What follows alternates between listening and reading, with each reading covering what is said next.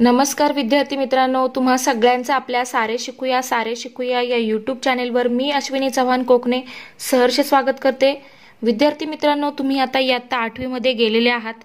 तर राज्य शैक्षणिक संशोधन व प्रशिक्षण परिषद महाराष्ट्र पुणे यांनी तुमच्यासाठी गणित सेतू अभ्यासक्रम दिलेला आहे। तर हा अभ्यासक्रम नक्की काय आहे, तर तुम्ही आतापर्यंत जे काही शिकलात म्हणजे इयत्ता 7वी मध्ये जे काही शिकलात तर त्याची उजळणी म्हणून हा अभ्यासक्रम आहे। जर तुमच्या काही कन्सेप्ट क्लिअर झाल्या नसतील म्हणजे काही गोष्टी तुम्हाला समजल्या नसतील तर ते या अभ्यासक्रमातून तुमच्या पूर्ण होणार आहेत, म्हणजे तुम्हाला समजणार आहेत। तर हा अभ्यासक्रम एकूण 45 दिवसांचा आहे आणि दिवसानुसार तुम्हाला वेगवेगळा अभ्यास या ठिकाणी दिलेला आहे। तर काही ठराविक कालावधीनंतर तुम्हाला चाचण्या सुद्धा आहेत, जसं की 15व्या दिवशी एक चाचणी, 30व्या दिवशी एक चाचणी, अशा चाचण्या आहेत। प्रत्येक दिवसाला तुम्ही एक दिवसाचा जो अभ्यासक्रम आहे तो पूर्ण करायचा आहे।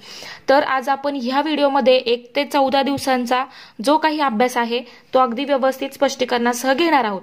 बाकीच्याही सगळ्या विषयांचे अभ्यासक्रम आपण घेणार आहोत। लवकरात लवकर तुम्हाला सर्व व्हिडिओ मिळतील। 3 व्हिडिओमध्ये हे पूर्ण गणित जे काही 45 दिवसांचा तुम्हाला जो अभ्यासक्रम दिलाय तो तुम्हाला व्यवस्थित मिळेल। आणि ज्या 3 चाचण्या आहेत त्यांची आपण सेपरेट एक व्हिडिओ बनवणार आहोत आणि त्याही तुम्हाला लवकरात लवकर मिळतील। तर त्यासाठी आत्ताच आपल्या चॅनेलला सबस्क्राइब करा, शेजारी असणाऱ्या बेल आयकॉनवर क्लिक करा आणि व्हिडिओला लाईक आणि शेअर करायला विसरू नका। आणि आमचे व्हिडिओ कसे वाटते हे खाली कमेंट बॉक्समध्ये नक्की कळवा। आज आपण पाहणार आहोत दिवस क्रमांक 1 पासून दिवस क्रमांक 14 यामध्ये जेवढं काही तुम्हाला दिलेलं आहे ते सर्व आपण स्पष्टीकरणासह पाहणार आहोत। त्यानंतर 15व्या दिवशी आहे चाचणी क्रमांक 1, तर त्याची एक सेपरेट व्हिडिओ तुम्हाला उद्या मिळेल। तर पहा, सुरू करूया। पहा, दिवस पहिला। तर याच्यामध्ये काय सांगितलं आहे, तुम्हाला इथे काय करायचं आहे, सुरुवातीला तुमचं नाव लिहायचं आहे। त्यानंतर पहा, आता या घटकामध्ये काय आहे, तर हा आहे भूमिती, हे आहे भूमिती आणि याच्यामध्ये भौमितिक रचना हे प्रकरण आहे। उपघटक आहे त्रिकोणाचे कोन दुभाजक आणि लंब दुभाजक आणि पहिला दिवस आहे हा। तर पहा, संबोध कोपरा। तर इथे पहा कोन दुभाजक दिलेला आहे म्हणजेच अँगल बायसेक्टर।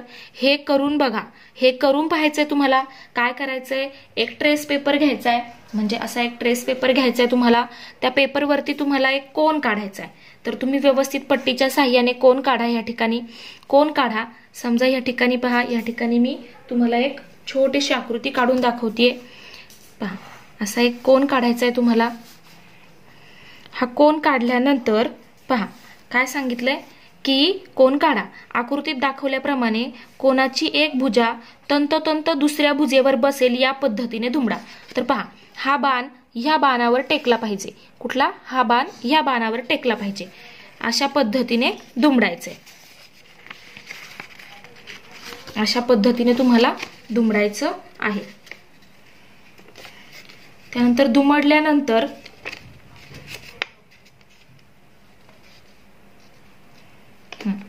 पहा, इथे मी दुमडलाय। पहा, हे दुमडल्यानंतर इथून बरोबर ही जी रेषा जातीये म्हणजेच हा जो किरण जातोय या किरणला काय म्हटलं जातं, तर कोन दुभाजक। कारण तो काय करतो, ह्या दोघांचे 2 समान भाग करतो। ह्या कोनाचे 2 समान भाग करतो। म्हणजे हा जर पूर्ण जर कोन 60 अंशाचा असेल तर याचे 30 अंशात 2 भागांमध्ये समान भाग तयार होतात, म्हणून याला काय म्हटलं जातं, कोन दुभाजक। म्हणजेच काय दिले पहा, की आकृतीत दाखवल्याप्रमाणे कोणाची एक संगत भुजा दुसऱ्या संगत भुजेवर बसेल या पद्धतीने दुमडा। दुमडलेल्या ठिकाणी रेघ काढा म्हणजेच किरण काढा। त्यानंतर त्या रेषेला कोन दुभाजक म्हणतात। त्या रेषेमुळे कोणाचे 2 समसमान भाग होतात काय, होय होतात। काय होतात, समान भाग होतात। त्यानंतर पुढे पहा काय विचारलंय की शेजारच्या आकृतीत किरण बियम या कोणाचे 2 समान भाग पडतात। त्यामुळे कोणाचे 2 समान भाग पडतात म्हणून किरण बियमला कोन एबीसीचा कोन दुभाजक म्हणतात। ठीक आहे, म्हणजेच हा किरण बियम काय आहे, एबीसी कोन एबीसीचा दुभाजक आहे। त्यानंतर पहा रेषाखंडाचा लंब दुभाजक, perpendicular bisector of A line segment. आता पहा, इथे पुन्हा काय सांगितलं, एक ट्रेस पेपर घ्या। त्यानंतर पहा, असा एक ट्रेस पेपर घेतला, त्याच्यावरती एक रेघ काढा। ठीक आहे, एक रेघ काढूया। पहा अशा प्रकारे आपण रेघ काढली. आता ही रेघ काढल्यानंतर पुढे काय, आकृतीत दाखवल्याप्रमाणे रेषेच्या अंत्यबिंदूंना नाव द्या. ठीक आहे, याला P म्हणूया, याला Q म्हणूया. तर अंत्यबिंदू नावं दिली आहेत. अंत्यबिंदू एकमेकांवर तंतोतंत बसतील या पद्धतीने दुमडा. आता हा जो P आणि Q आहे ते एकमेकांवर बरोबर एकमेकांवर तंतोतंत जुळले पाहिजेत. या पद्धतीने तुम्हाला ती दुमडायची आहे. दुमडल्यानंतर पहा या ठिकाणी असं झालंय, म्हणजे असं आपण फोल्ड केला आणि हा Q बरोबर P वर जुळलाय. त्यानंतर काय होईल पहा, रेषा ज्या ठिकाणी दुमडली गेली त्या रेषेवरील बिंदूंना नाव द्या. तर पहा ही ती रेषा आहे, तिला आपण नाव देऊया. ठीक आहे, हिला म्हणूया आपण C आणि D. इथे C कुठे असेल आणि इथे एकतर D कुठेतरी पॉइंट असेल. तर यानुसार पहा रेषा काढली, तिला नावं दिली. या रेषेमुळे या बिंदूचे काय झाले, दोन समान भाग झाले. म्हणजे ही जेवढी लांबी असेल PM जेवढी असेल तेवढाच MQ असेल. म्हणजे जर हा PQ 10 असेल तर ही बाजू होईल 5 आणि ही बाजू होईल 5, असे दोन समान भाग होतात. म्हणून त्या रेषेवर दिलेल्या बिंदूमुळे रेषेचे दोन समसमान भाग होतात काय, होय होतात, म्हणजेच समान भाग झालेत. दुमडलेल्या ठिकाणी काढलेल्या रेषा आधीच्या रेषेला लंब आहे काय, तर आहे का पहा, लंब आहे का आधीच्या रेषेला, हो लंब आहे. पहा 90 अंशाचा कोन तयार झालाय. ठीक आहे, म्हणजेच ही काय आहे, लंब आहे. होय म्हणजे या ठिकाणी आपण लिहिणार होय. त्यानंतर पहा रेघ PS चा बिंदू M हा मध्यबिंदू असून CD ही रेघ PS ला लंब आहे, त्यामुळे CD ला PS चं लंबदुभाजक असं म्हणतात. इथे आकृती दिलेली आहे आणि लंबदुभाजक कोणता आहे ते दाखवलेलं आहे. त्यानंतर पहा सराव कोपरा. आता सराव कोपऱ्यामध्ये आपल्याला काय करायचं आहे, तर सराव कोपऱ्यामध्ये रचना करायची आहे. पहा काय सांगितले, 5 सेमी लांबीचा रेषाखंड काढून त्याचा लंबदुभाजक काढा. सगळ्यात आधी आपल्याला 5 सेमी लांबीचा रेषाखंड काढावा लागेल. तर पहा इथे तुम्हाला पट्टीच्या साहाय्याने अशा प्रकारे 5 सेमी लांबीचा रेषाखंड काढायचा आहे. अशा प्रकारे पट्टीच्या साहाय्याने 5 सेमी लांबीचा रेषाखंड. तर याला नाव देऊया P आणि Q. त्यानंतर त्याचा आपल्याला काय काढायचं आहे, तर लंब दुभाजक. तर लंब दुभाजक काढताना आपल्याला याचा वापर करायचा आहे. याच्यामध्ये तुम्हाला व्यवस्थित पेन्सिल वगैरे लावून घ्यायची आहे. अशा प्रकारे पेन्सिल लावायची आहे. पहा अशा प्रकारे पेन्सिल लावून व्यवस्थित टोकं जुळतील अशा प्रकारे पेन्सिल लावायची आहे. आणि नंतर पहा, नंतर या ठिकाणी Q बिंदूवर ठेवून तुम्हाला अर्ध्यापेक्षा जास्त अंतर घेऊन इकडे असं टिक करायचंय. त्याच मापाने पुन्हा P बिंदूवर ठेवून इकडे पुन्हा एकदा कंस टाकायचा आहे. त्यानंतर हे कंस टाकल्यानंतर पहा हे हल्लं नाही पाहिजे, कारण हल्लं तर आकृती चुकणार आहे. म्हणजेच पहा जेवढ्या अंतरावरून इकडे कंस टाकलेला आहे तेवढ्याच अंतरावरून इकडून P बिंदूवरून पुन्हा कंस टाकायचा आहे. कंस टाकल्यानंतर इथून पुन्हा काही अंतर घेऊन ठराविक वरती आणि खाली कंस टाकायचे आहेत. असे कंस टाकले, पुन्हा ते इकडे जिथे आपला कंस छेदलाय तिथे पण ठेवून पुन्हा आपल्याला कंस टाकायचा आहे.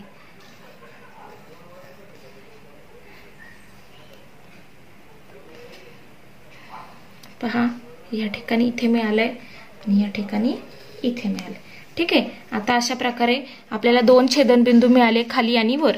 त्यानंतर ह्या छेदनबिंदूंना असं प्रेस करून त्यांच्यामधून जाणारी आपल्याला काय करायची आहे, रेषा काढायची आहे, व्यवस्थित काढायची आहे.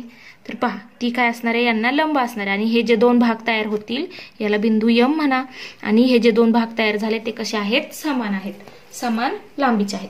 तशाच प्रकारे पुढे काय सांगितलंय, 100 मापाचा कोन काढून 100 अंश मापाचा कोन काढून त्याचा कोन दुभाजक काढा.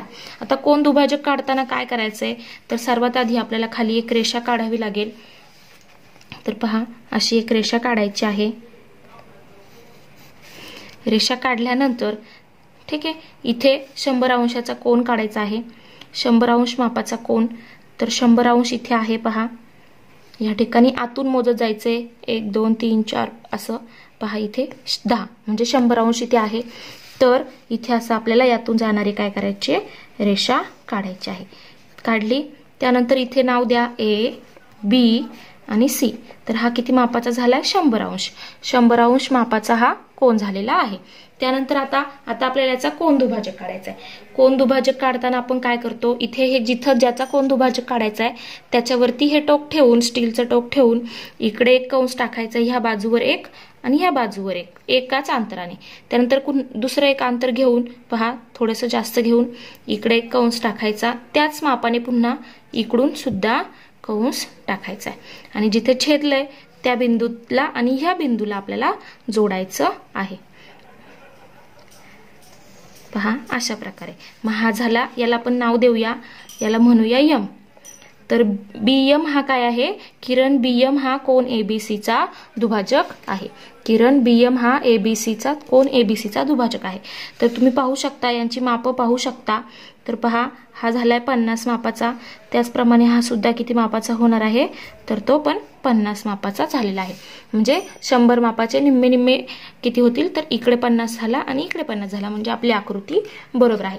अशा प्रकारे तुम्हाला आकृती काढायची आहे. त्यानंतर पाहूया पुढे दिवस दुसरा. पहा पुढे काय दिलेलं आहे? तर दिवस दुसरा. पुन्हा या ठिकाणी तुम्हाला आता तुमचं नाव, त्याचबरोबर काय काय दिलेलं आहे पहा. आता भौमितिक रचनाच आहेत. तर याच्यामध्ये काय काय करायचं आपल्याला पाहूया. ट्रेस पेपरवर त्रिकोण काढा. मगाशी ज्याप्रमाणे आपण काढलं त्याचप्रमाणे तुम्हाला त्रिकोण काढायचा आहे. कोणाचे, त्या त्रिकोणाचे दुभाजक काढायचे, कोन दुभाजक काढायचे. आता कोन दुभाजक कसं काढायचं हे आपण पाहिलेलं आहे. तर खालील प्रश्नांची उत्तरे द्या. त्रिकोणाचे तिन्ही कोन दुभाजक एकाच बिंदूतून जातात आणि त्यामुळे कोन दुभाजक हे एक संपाती आहेत. कोन दुभाजक हे एक संपाती आहेत. त्रिकोणाचे तिन्ही लंब म्हणजेच IA, IB आणि IC हे समान आहेत काय? समान आहे काय? तर आहे. त्यांची लांबी कशी असते? समान आहे किंवा होय असं म्हणा.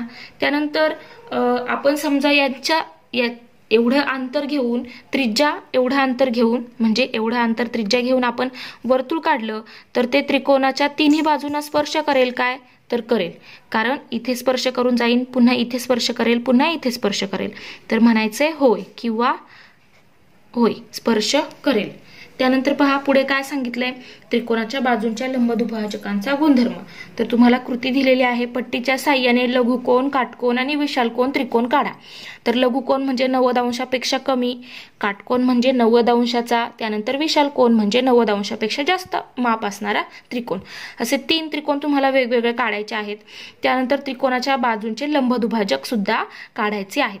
ते काढल्यानंतर पुढच्या कृतीत काय सांगितलंय? दुसरी स्टेप काय सांगितली आहे की प्रत्येक त्रिकोणाच्या बाजूंचे लंबदुभाजक एक संपाती आहेत काय? तर होय, प्रत्येक त्रिकोणाच्या बाजूंचे लंबदुभाजक एक संपाती आहेत. होय. त्यानंतर त्रिकोणाच्या बाजूंचे लंबदुभाजक ज्या बिंदूत मिळतात त्या बिंदूला C नावे द्या. पहा C नाव दिलंय. ज्या ठिकाणी ते एकमेकांना मिळतात त्यांना C नाव दिलेलं आहे. त्यानंतर पहा पुढे काय सांगितलंय की C बिंदूपासून त्रिकोणाच्या शिरोबिंदूंची अंतरे मोजा. पहा इथून X शिरोबिंदू कुठले आहेत? तर XYZ. ह्या त्रिकोणाच्या आहेत XYZ, ह्या त्रिकोणाच्या आहेत XYZ, इथे सुद्धा XYZ. तर C पासून त्यांचं जे अंतर असणार आहे तर ते कसं असणार आहे? सारखं असणार आहे. त्यानंतर पहा दोन्ही आकृत्यांमध्ये CX, CY आणि CZ यांची अंतरे समान आहेत का? होय आहेत. होय. तुम्ही आकृती काढून पहा आणि चेक करा.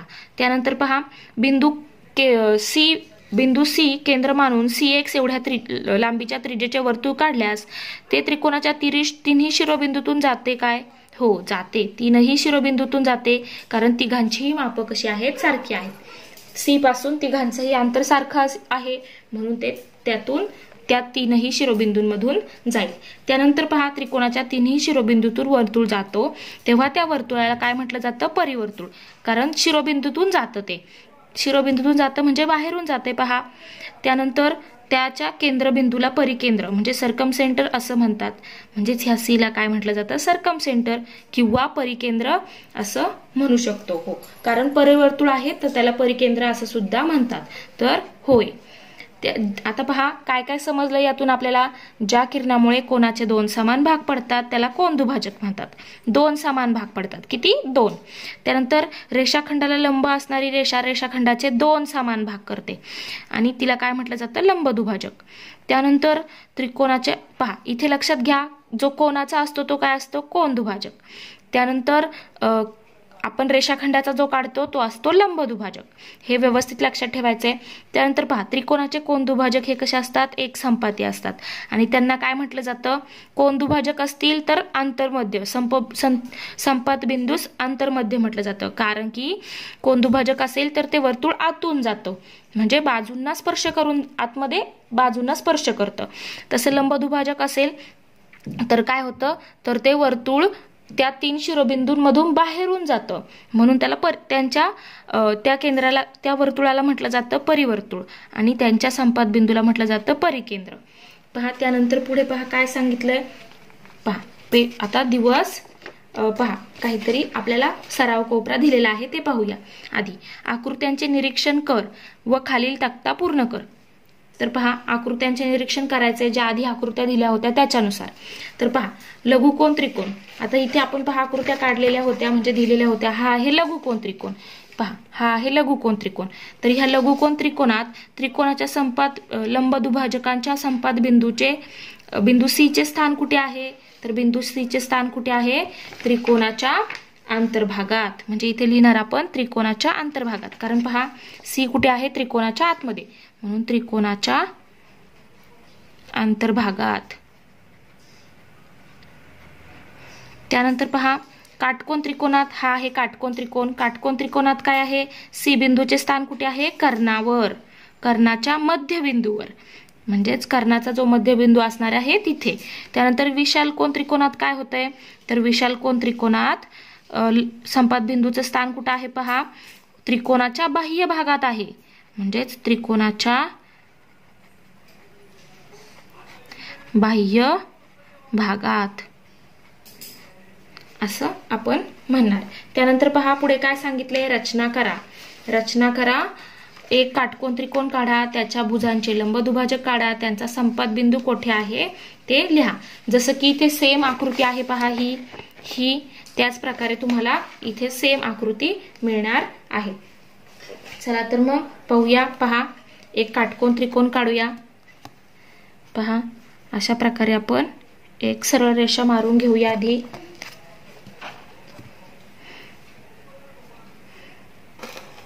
पहा ही एक सरळ रेषा काढलेली आहे. त्यानंतर आता याला नाव देऊया बी आणि सी. त्यानंतर 90 अंशाचा कोन काढूया. पहा बी बिंदूवर ठेवून 90 अंशाचा कोन काढायचा आहे. काटकोन काढायचा आहे ना आपल्याला, मग आता काटकोन काढूया.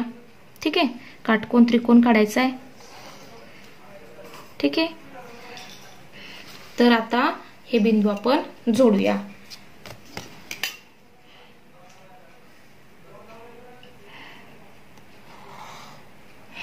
याला म्हणूया ए, बी आणि सी. तर हा झालाय 90 अंश म्हणजेच लंब. आता पहा हा काय असणार आहे? कर्ण. आता आपल्याला काय करायचंय? तर भुजांचे लंब दुभाजक काढायचे आहेत. तर भुजांचे लंब दुभाजक इथे मी पेन ठिकाणी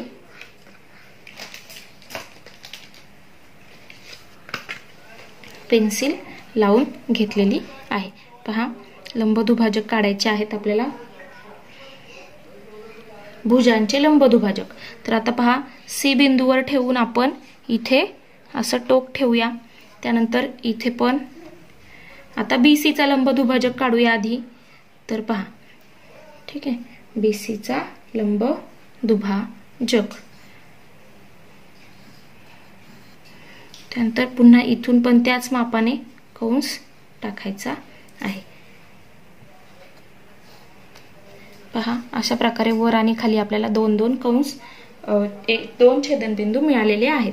तर यांना आपल्याला असं जोडायचं आहे.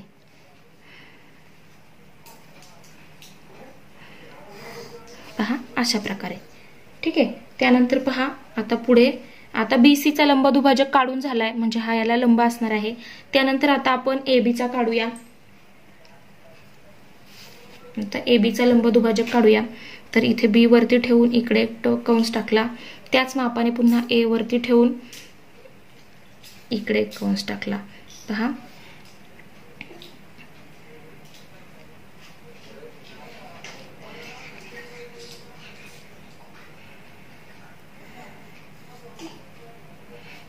त्यानंतर इथून पुन्हा आपल्याला एक अंतर घेऊन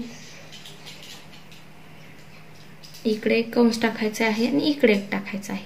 पुन्हा इथे ठेवून टोक इथे ठेवून इकडे एक आणि इकडे एक अशा प्रकारे कंस आपण काढून घेतलेले आहेत. आता यांच्यातून जाणारी आपल्याला पुन्हा रेषा काढायची आहे.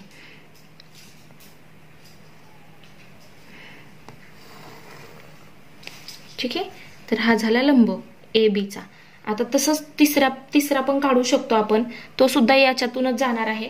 पहा AC चा लंबदुभाजक काढूया, बाजू AC चा. तर इथे एक टाकला कंस, त्यानंतर इथे एक कंस टाकला समान अंतर घेऊन. त्यानंतर पहा इथून आपल्याला पुन्हा एक कंस टाकायचा आहे. तर पहा इथे टाकते, तेच अंतर घेऊन इकडे कंस टाकला, पुन्हा इथे ठेवून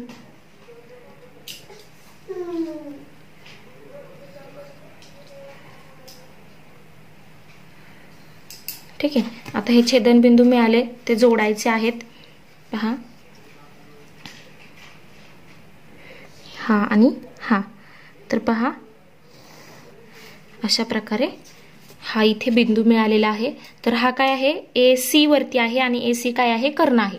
तर तुम्हाला लिहायचं इथे काटकोन त्रिकोण ABC मध्ये भुजांचे लंबदुभाजक काढले तुम्ही, त्याचा संपात बिंदू कुठे मिळाला आहे आपल्याला, तर तो कुठे मिळाला आहे, त्रिकोणाच्या कर्णाच्या मध्यावर. इथे लिहिणार आपण की संपात बिंदू त्रिकोणाच्या कर्णाच्या मध्यावर मिळालेला आहे. अशा प्रकारे आपण आकृती काढलेली आहे. आता पाहूया पुढे. तर पहा पुढे काय दिलेलं आहे, दिवस तिसरा. आता तिसऱ्या दिवसामध्ये काय सांगितलंय की खालील चित्रांचे निरीक्षण कर आणि पहा एकरूपता हा महत्वाचा घटक आहे. दिवस तिसऱ्यामध्ये एकरूपता हा घटक आहे. पहा चित्रांचे निरीक्षण कर. एकाच पाकिटातील बिस्किटे, तर ती कशी असतात, सारखी असतात. त्यानंतर पुस्तकाची पाने कशी असतात, सारखी असतात. एकाच पाकिटातील ब्लेड कशा असतात, सारख्याच आकाराचे असतात. वरील वस्तू एकमेकांवर मांडल्या तर तंतोतंत बसतात काय, होय बसतात. एकमेकांवर तंतोतंत जुळतात. त्या एकमेकांवर तंतोतंत बसणाऱ्या सारख्याच आकाराच्या व मापांच्या वस्तूंना आपण एकरूप वस्तू असे म्हणतो. त्यांचा आकार, लांबी, रुंदी, त्रिज्या इत्यादी सर्व समान असते. त्यानंतर पहा दिलेल्या वस्तू एकरूप आहेत का, असल्यास त्या वस्तूंच्या चौकटी खाली बरोबर अशी खूण कर आणि नसल्यास चूक अशी खूण कर, असं सांगितलेलं आहे विद्यार्थ्याला. पहा आता ही जर वस्तू आपण ह्या वस्तूवर ठेवली तर आपल्याला ती फिरवून ठेवावी लागेल आणि ती एकरूप तंतोतंत जुळेल, कारण त्यांची लांबी आणि रुंदी सारखी आहे. पण आपण जर ती फिरवली नाही तर ती बसेल का, नाही, तंतोतंत बसणार नाही. ती आपल्याला जर फिरवली तर बसेल. जर आपण ती अशी व्यवस्थित उभी करून फिरवली आणि ठेवली तर ती बसेल. जर सारखी लांबी आणि रुंदी, पहा इकडे याला आपल्याला असं फिरवून बसवावं लागेल किंवा याला याच्यावर फिरवून बसवावं लागेल तर ती बसेल. आणि जर अशीच उचलून ठेवली तर बसेल का, तर नाही. तर इथे पण पहा ही अशीच उचलून याच्यावर ठेवली तर बसेल का, तर नाही. ती कितीही फिरवली, वाकडी फिरवली, उलटी केली तरीही बसणार नाही. तसं इथे ही वस्तू फिरवून अशी याच्यावर ठेवली तर बसेल का, तर बसेल. पण याची जी एवढी ही जी लांबी आहे तेवढी याची ही पाहिजे तर बसेल. पण इथे वेगवेगळे आहेत, कारण लांबी आणि रुंदी वेगवेगळी दिलेली आहे, कारण फिरवून दिलेल्या आहेत. त्यानंतर पहा पण ह्या एकमेकांवर बसू शकतील. ते आपल्याला इथे व्यवस्थित त्यांची मापे माहिती नाहीत, पण त्या बसू शकतील. त्यानंतर पहा तुमच्या परिसरात आढळणाऱ्या एकरूप वस्तू जमा कर, त्यांची नावे लिही. अशा कुठल्या वस्तू आहेत ज्या एकरूप आहेत, तर अशा भरपूर वस्तू आहेत ज्या एकरूप असतात. जसं की वह्या, एकाच मापाच्या वह्या, त्यानंतर एकाच मापाची पुस्तके, अजून काय तर आपण ज्या वापरतो एकाच मापाच्या खुर्च्या, त्याच प्रकारे बॉक्स, जी बॉक्स असतात काही एकाच मापाची असतात ती, किंवा कंपास पेटी किंवा लहान मुलांची पाटी असते सारख्या सारख्या आकाराची आणि सारखी एकदम सेम टू सेम असेल तर ती एकमेकांवर बसेल. तसंच की आपली ताटं असतात जेवणाची, ती सुद्धा सारख्याच मापाची असतात. अशा प्रकारे ही अशा भरपूर वस्तू तुम्ही वेगवेगळ्या लिहू शकता. त्यानंतर पहा पुढे काय सांगितले, रेषाखंडांची एकरूपता. वहीवर रेख PQ काढ. ट्रेस पेपर म्हणजेच पारदर्शक कागदावर रेख PQ गिरवा आणि त्यांच्या अंत्यबिंदूंना AB हे नाव द्या. वहीवरील व ट्रेस कागदावरील रेषाखंडाची लांबी मोजपट्टीच्या साह्याने मोजा. तर ती मोजली तर कशी मिळेल पहा. समजा हा 5 मापाचा आहे तर सेम तेवढीच आकृती तुम्हाला त्या ट्रेस पेपरच्या कागदामुळे तिथे गिरवल्यानंतर AB एवढा मिळेल. म्हणजे जेवढी PQ ची लांबी असेल तेवढी AB ची मिळेल. समजा ही जर 5 घेतली तर ही सुद्धा 5 सेंटीमीटरच मिळेल, 5 सेमी मिळेल. तर आता पहा रेख AB व PQ लांबी समान आहे ना? हो आहे, होय. आता निष्कर्ष काय निघतो यावरून? असा निष्कर्ष निघतो, रेषाखंड तंतोतंत जुळत असेल तर लांबी समान असते. लांबी कशी असते? समान असते. आणि ज्यांची लांबी समान असते ते एकमेकांवर रेषाखंड तंतोतंत जुळतात. म्हणजेच हे रेषाखंड एकरूप आहेत. रेख AB व रेख PQ असे हे कसे लिहितात? एकरूप जर असतील तर ह्या चिन्हाने ते दाखवतात की रेख AB एकरूप रेख PQ. जर रेख AB आणि PQ एकरूप असतील तर रेख PQ आणि रेख AB सुद्धा कसे असतात? एकरूप असतात. म्हणजे PQ आणि AB आणि PQ एकरूप असतात. आता समजले पहा पुढे काय. जर AB आणि PQ एकरूप असतील, PQ आणि LM एकरूप असतील तर पहा हा याच्याशी एकरूप आहे, पण हा कोणाशी एकरूप आहे? याच्याशी. PQ याच्याशी एकरूप आहे. तर इनडायरेक्टली काय होतं? AB हा LM सोबत काय असतो? एकरूप असतो. म्हणजेच आपल्याला काय समजलं? समान लांबीच्या रेषाखंडांना काय म्हणतात? एकरूप रेषाखंड. ज्यांची लांबी समान असते त्यांना काय म्हणायचं? एकरूप रेषाखंड असे म्हणतात. खाली दिलेल्या आकृतीवरून एकरूप रेषाखंडांच्या जोड्या लिहा. इथे काय करायचं तुम्हाला? मोजपट्टी, कर्कटक इत्यादीचा वापर करून लिहायचं आहे. तर पहा इथे काय दिसतंय पहिल्या आकृतीत? रेख AB एकरूप एक काय असणार आहे? CD किंवा DC. त्यानंतर रेख AD एकरूप रेख काय असणार आहे? BC. याचं माप आणि याचं माप कसं असेल? सारखं. त्यानंतर AB आणि DC चं माप कसं असणार आहे? सारखं. तर तुम्ही रेख CD म्हणून लिहू शकता किंवा DC म्हणून लिहिलं तरी चालेल. त्यानंतर पहा रेख AB इकडच्या दुसऱ्या आकृतीत रेख AB म्हणजे ही एकरूप रेख काय असणार आहे? CD. त्यानंतर रेख AC एकरूप रेख काय असणार आहे? BD. त्यानंतर अजून काय लिहू शकतो? अशाच प्रकारे मागच्या बाजूला पहा रेख PR एकरूप रेख काय असणार आहे? QS. त्यानंतर रेख PQ एकरूप रेख काय असणार आहे? RS. अशा प्रकारे लिहू शकता. त्यानंतर पहा पुढच्या पानावर काय दिलेलं आहे? दिवस चौथा. आता चौथ्या दिवसामध्ये काय आहे? तर पहा भौमितिक रचनाच आहेत. त्यानंतर पहा कोनांची एकरूपता, कॉन्ग्रन्स ऑफ अँगल्स. तर पहा वहीवर एक कोन काढा, तो कागदावर गिरवा, त्याच्या शिरोबिंदूंना नावे द्या. अशी नावे द्या. दोन्ही कोनांचे माप कोन मापकाच्या साह्याने मोजा. त्या ठिकाणी त्यांचं दोन्हीचं माप मोजा. तर ते कसं असेल? सारखंच असेल. म्हणजेच कोन ABC हा आपण जर काढला कागदावर, इथे पहा हा समजा कोन कागदावर काढलेला आहे ABC, तर हा कागद वहीवर ठेवा आणि तशाच मापाचा दुसरा ते असे बिंदू तुम्हाला खाली वहीवर दिसतील. तर ते दिसलेले बिंदू तुम्हाला जोडायचे आणि त्यांचं सुद्धा माप काय आहे ते मोजायचं आहे. तर त्या दोन्ही कोनमापकाच्या साह्याने मोजा. तर ती माप कशी असतील? सारखी असतील. समजा हा आहे 30 अंश तर हा सुद्धा किती मिळेल? 30 अंश एवढाच मिळेल.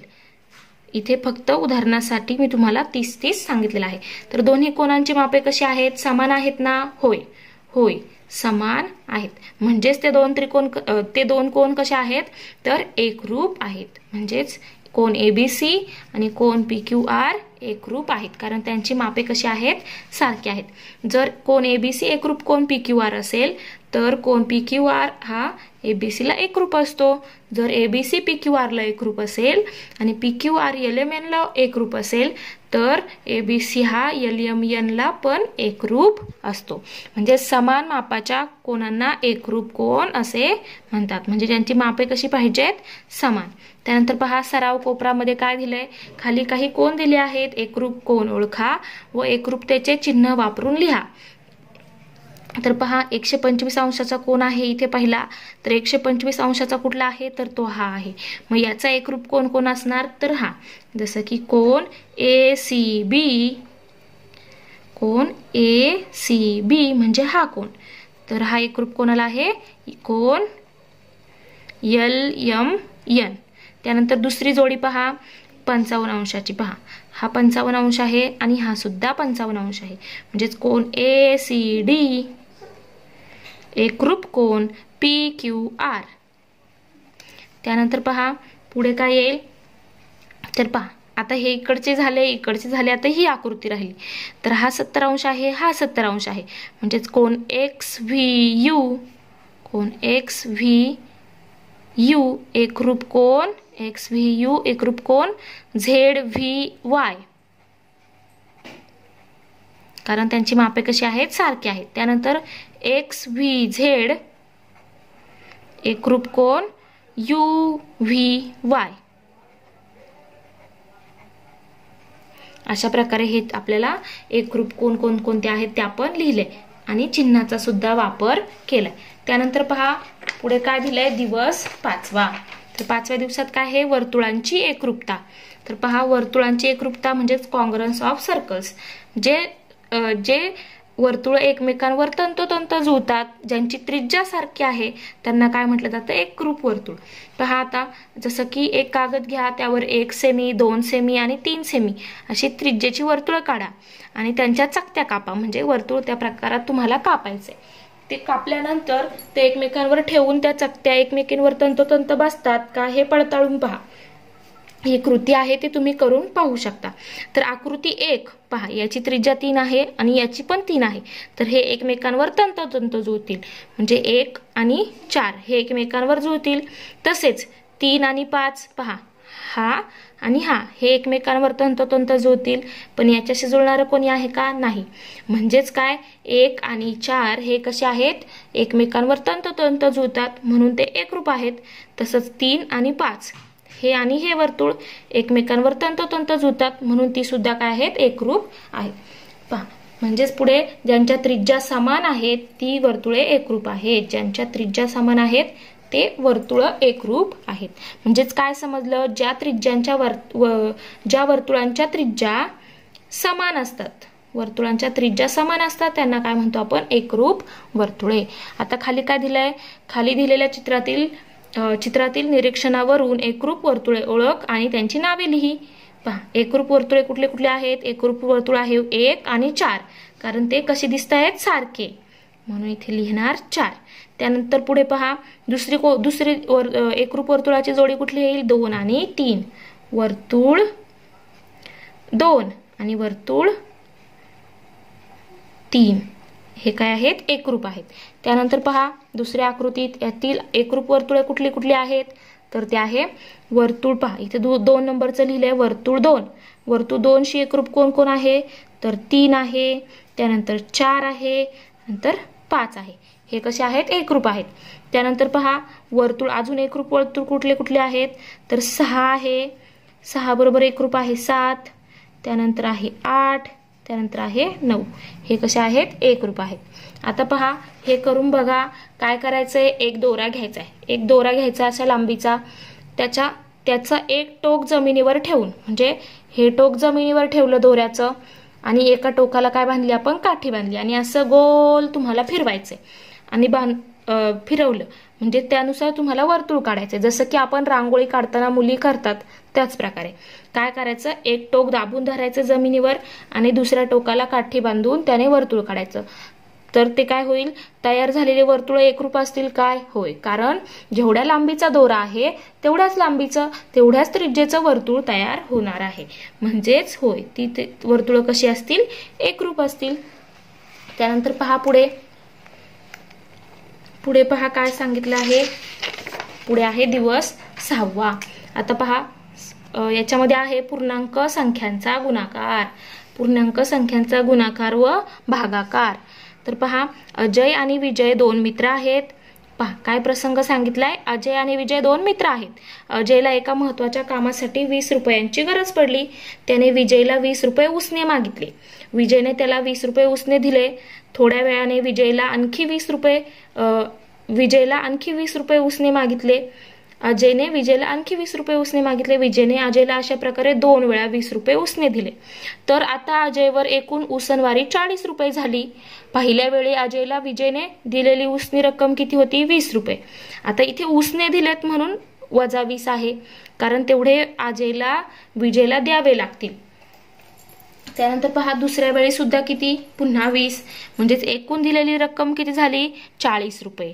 म्हणजेच वजा 20 अधिक वजा 20 एकूण किती झाले, वजा 40. म्हणजे वजा 20 अधिक वजा 20 झाले वजा 40. 2 वेळा वजा 20 झाले, 2 वेळा वजा 20 म्हणजेच वजा 40.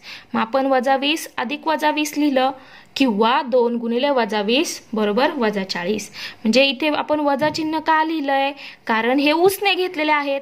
म्हणजेच एकतर आपण ज्यावेळेस उसने घेतो, कमी कुठल्या याच्यामध्ये आपल्याकडून उसने घेणं झालं किंवा कमी झाले किंवा हरवले, खर्च झाले किंवा तोटा झाला, नुकसान झालं किंवा शून्यापेक्षा कमी आहे किंवा दिशा बदलली, असं जर असेल अशा उदाहरणांमध्ये संख्येला वजा चिन्ह म्हणजेच ऋणचिन्ह देतात.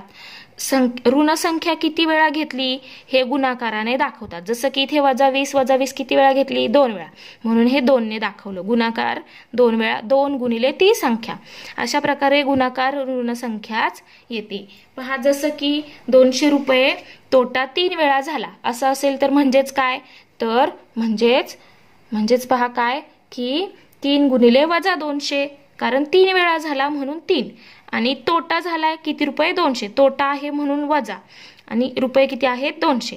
म्हणजेच वजा 200 गुणिले 3 बरोबर किती झाले, वजा 600. म्हणजे एकूण तोटा किती झाला, वजा 600. म्हणजे 600 रुपये तोटा झाला. त्यानंतर पहा 5 मित्रांचे प्रत्येकी 35 रुपये हरवले. म्हणजेच काय, तर 35 रुपये हरवले म्हणजेच नुकसान झालेलं आहे, म्हणजे तोटा झालेला आहे. म्हणजेच वजा 35, आणि किती जणांचे आहेत तर 5, म्हणून 5 गुणिले वजा 35.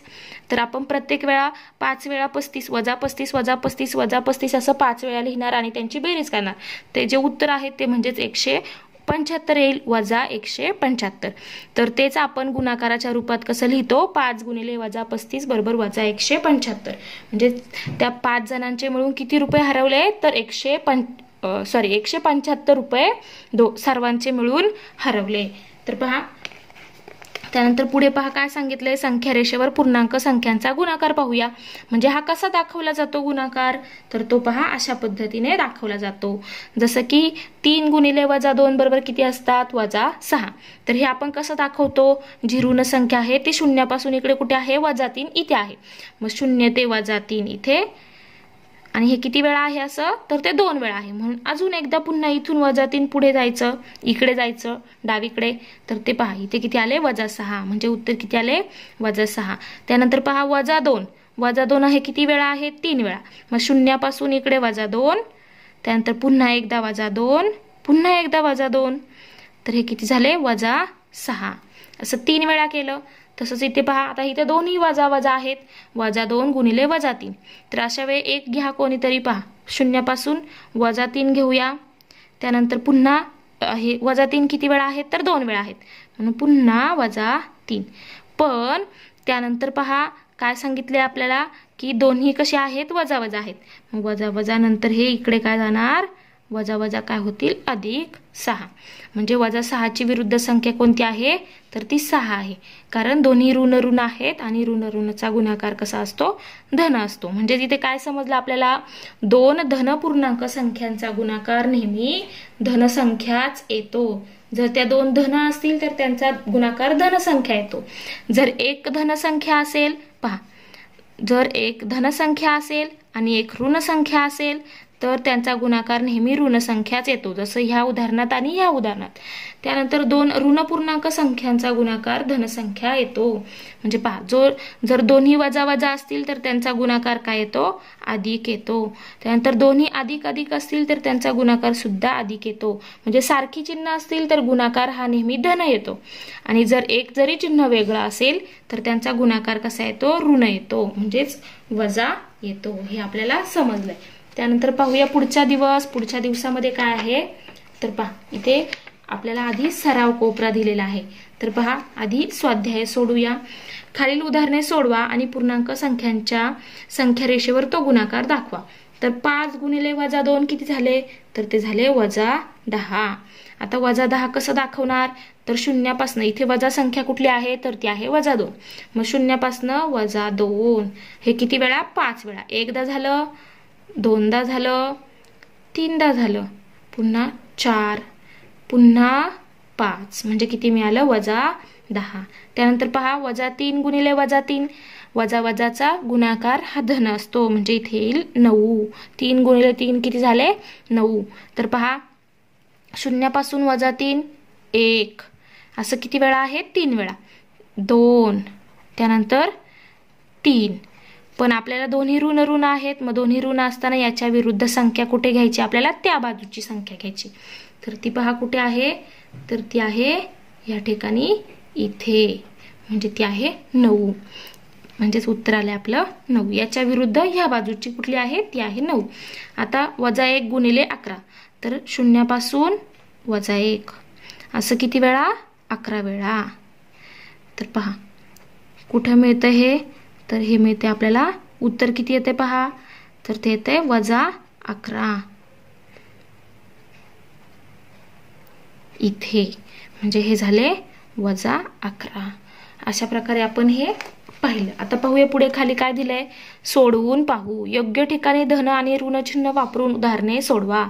काय सांगितलंय? कबड्डीच्या सामन्यात प्रत्येक पराभवासाठी 5 गुण कमी होतात, म्हणजे नुकसान होतं. त्यानंतर प्रत्येक विजयासाठी 5 गुण मिळतात. विजयासाठी 5 गुण मिळतात, म्हणजेच काय होतो? फायदा होतो. तो नुकसान होत नाही, फायदा होतो, म्हणजे नफा होतो. त्यानंतर एका संघाने 3 सामने गमावले आणि 4 सामने जिंकले, तर त्यांचे एकूण गुण किती? तर पहा, सगळ्यात आधी काय सांगितले? प्रत्येक पराभवासाठी 5 गुण कमी होतात. प्रत्येक पराभवासाठी 5 गुण कमी होतात म्हणजेच काय? -5. त्यानंतर प्रत्येक विजयासाठी, म्हणजेच प्रत्येक विजयासाठी 10 गुण मिळतात म्हणजेच +10. तर पहा, आता काय सांगितलंय? 3 सामने त्याने गमावले, 3 सामने ते हरले, 3 सामने पराभव झाला त्यांचा. पराभव म्हणजेच काय झालं? तर 3 गुणिले -5.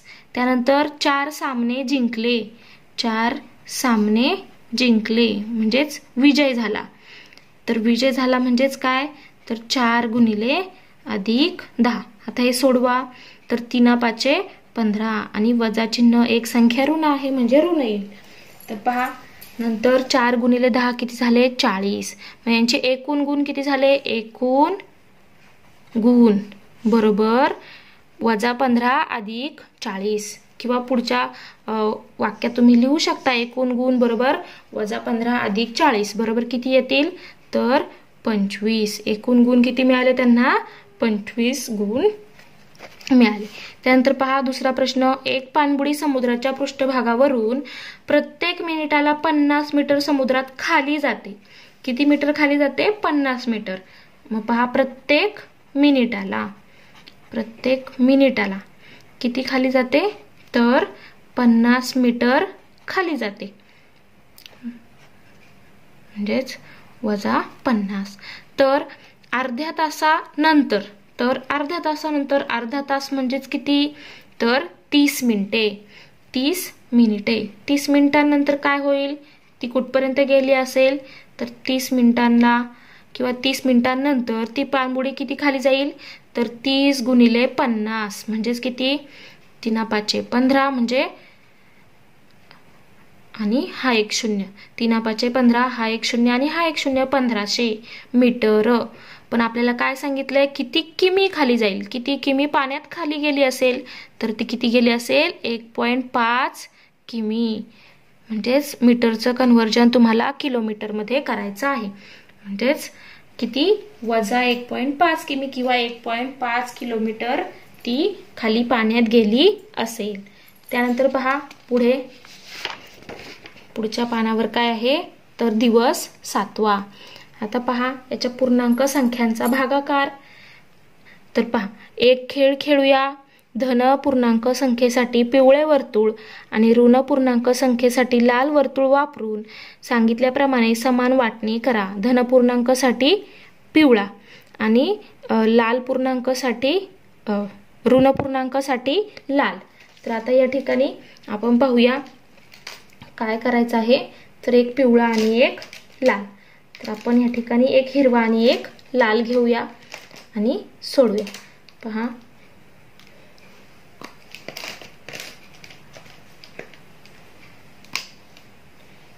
एक हिरवा आणि एक लाल किंवा एक हिरवा आणि एक गुलाबी. पहा, इथे पिवळा आहे, तिथे आपण गुलाबी घेऊया आणि लाल आहे तिथे आपण हिरवा घेऊया. समान वाटणी करूया. तर पहा, धनपूर्णांकासाठी आहे गुलाबी आणि ऋणपूर्णांकासाठी हिरवा. त्यानंतर पहा, आता इथे हे चार गोल दिलेले आहेत पिवळ्या रंगाचे, म्हणजेच आपल्या गुलाबी रंगाचे.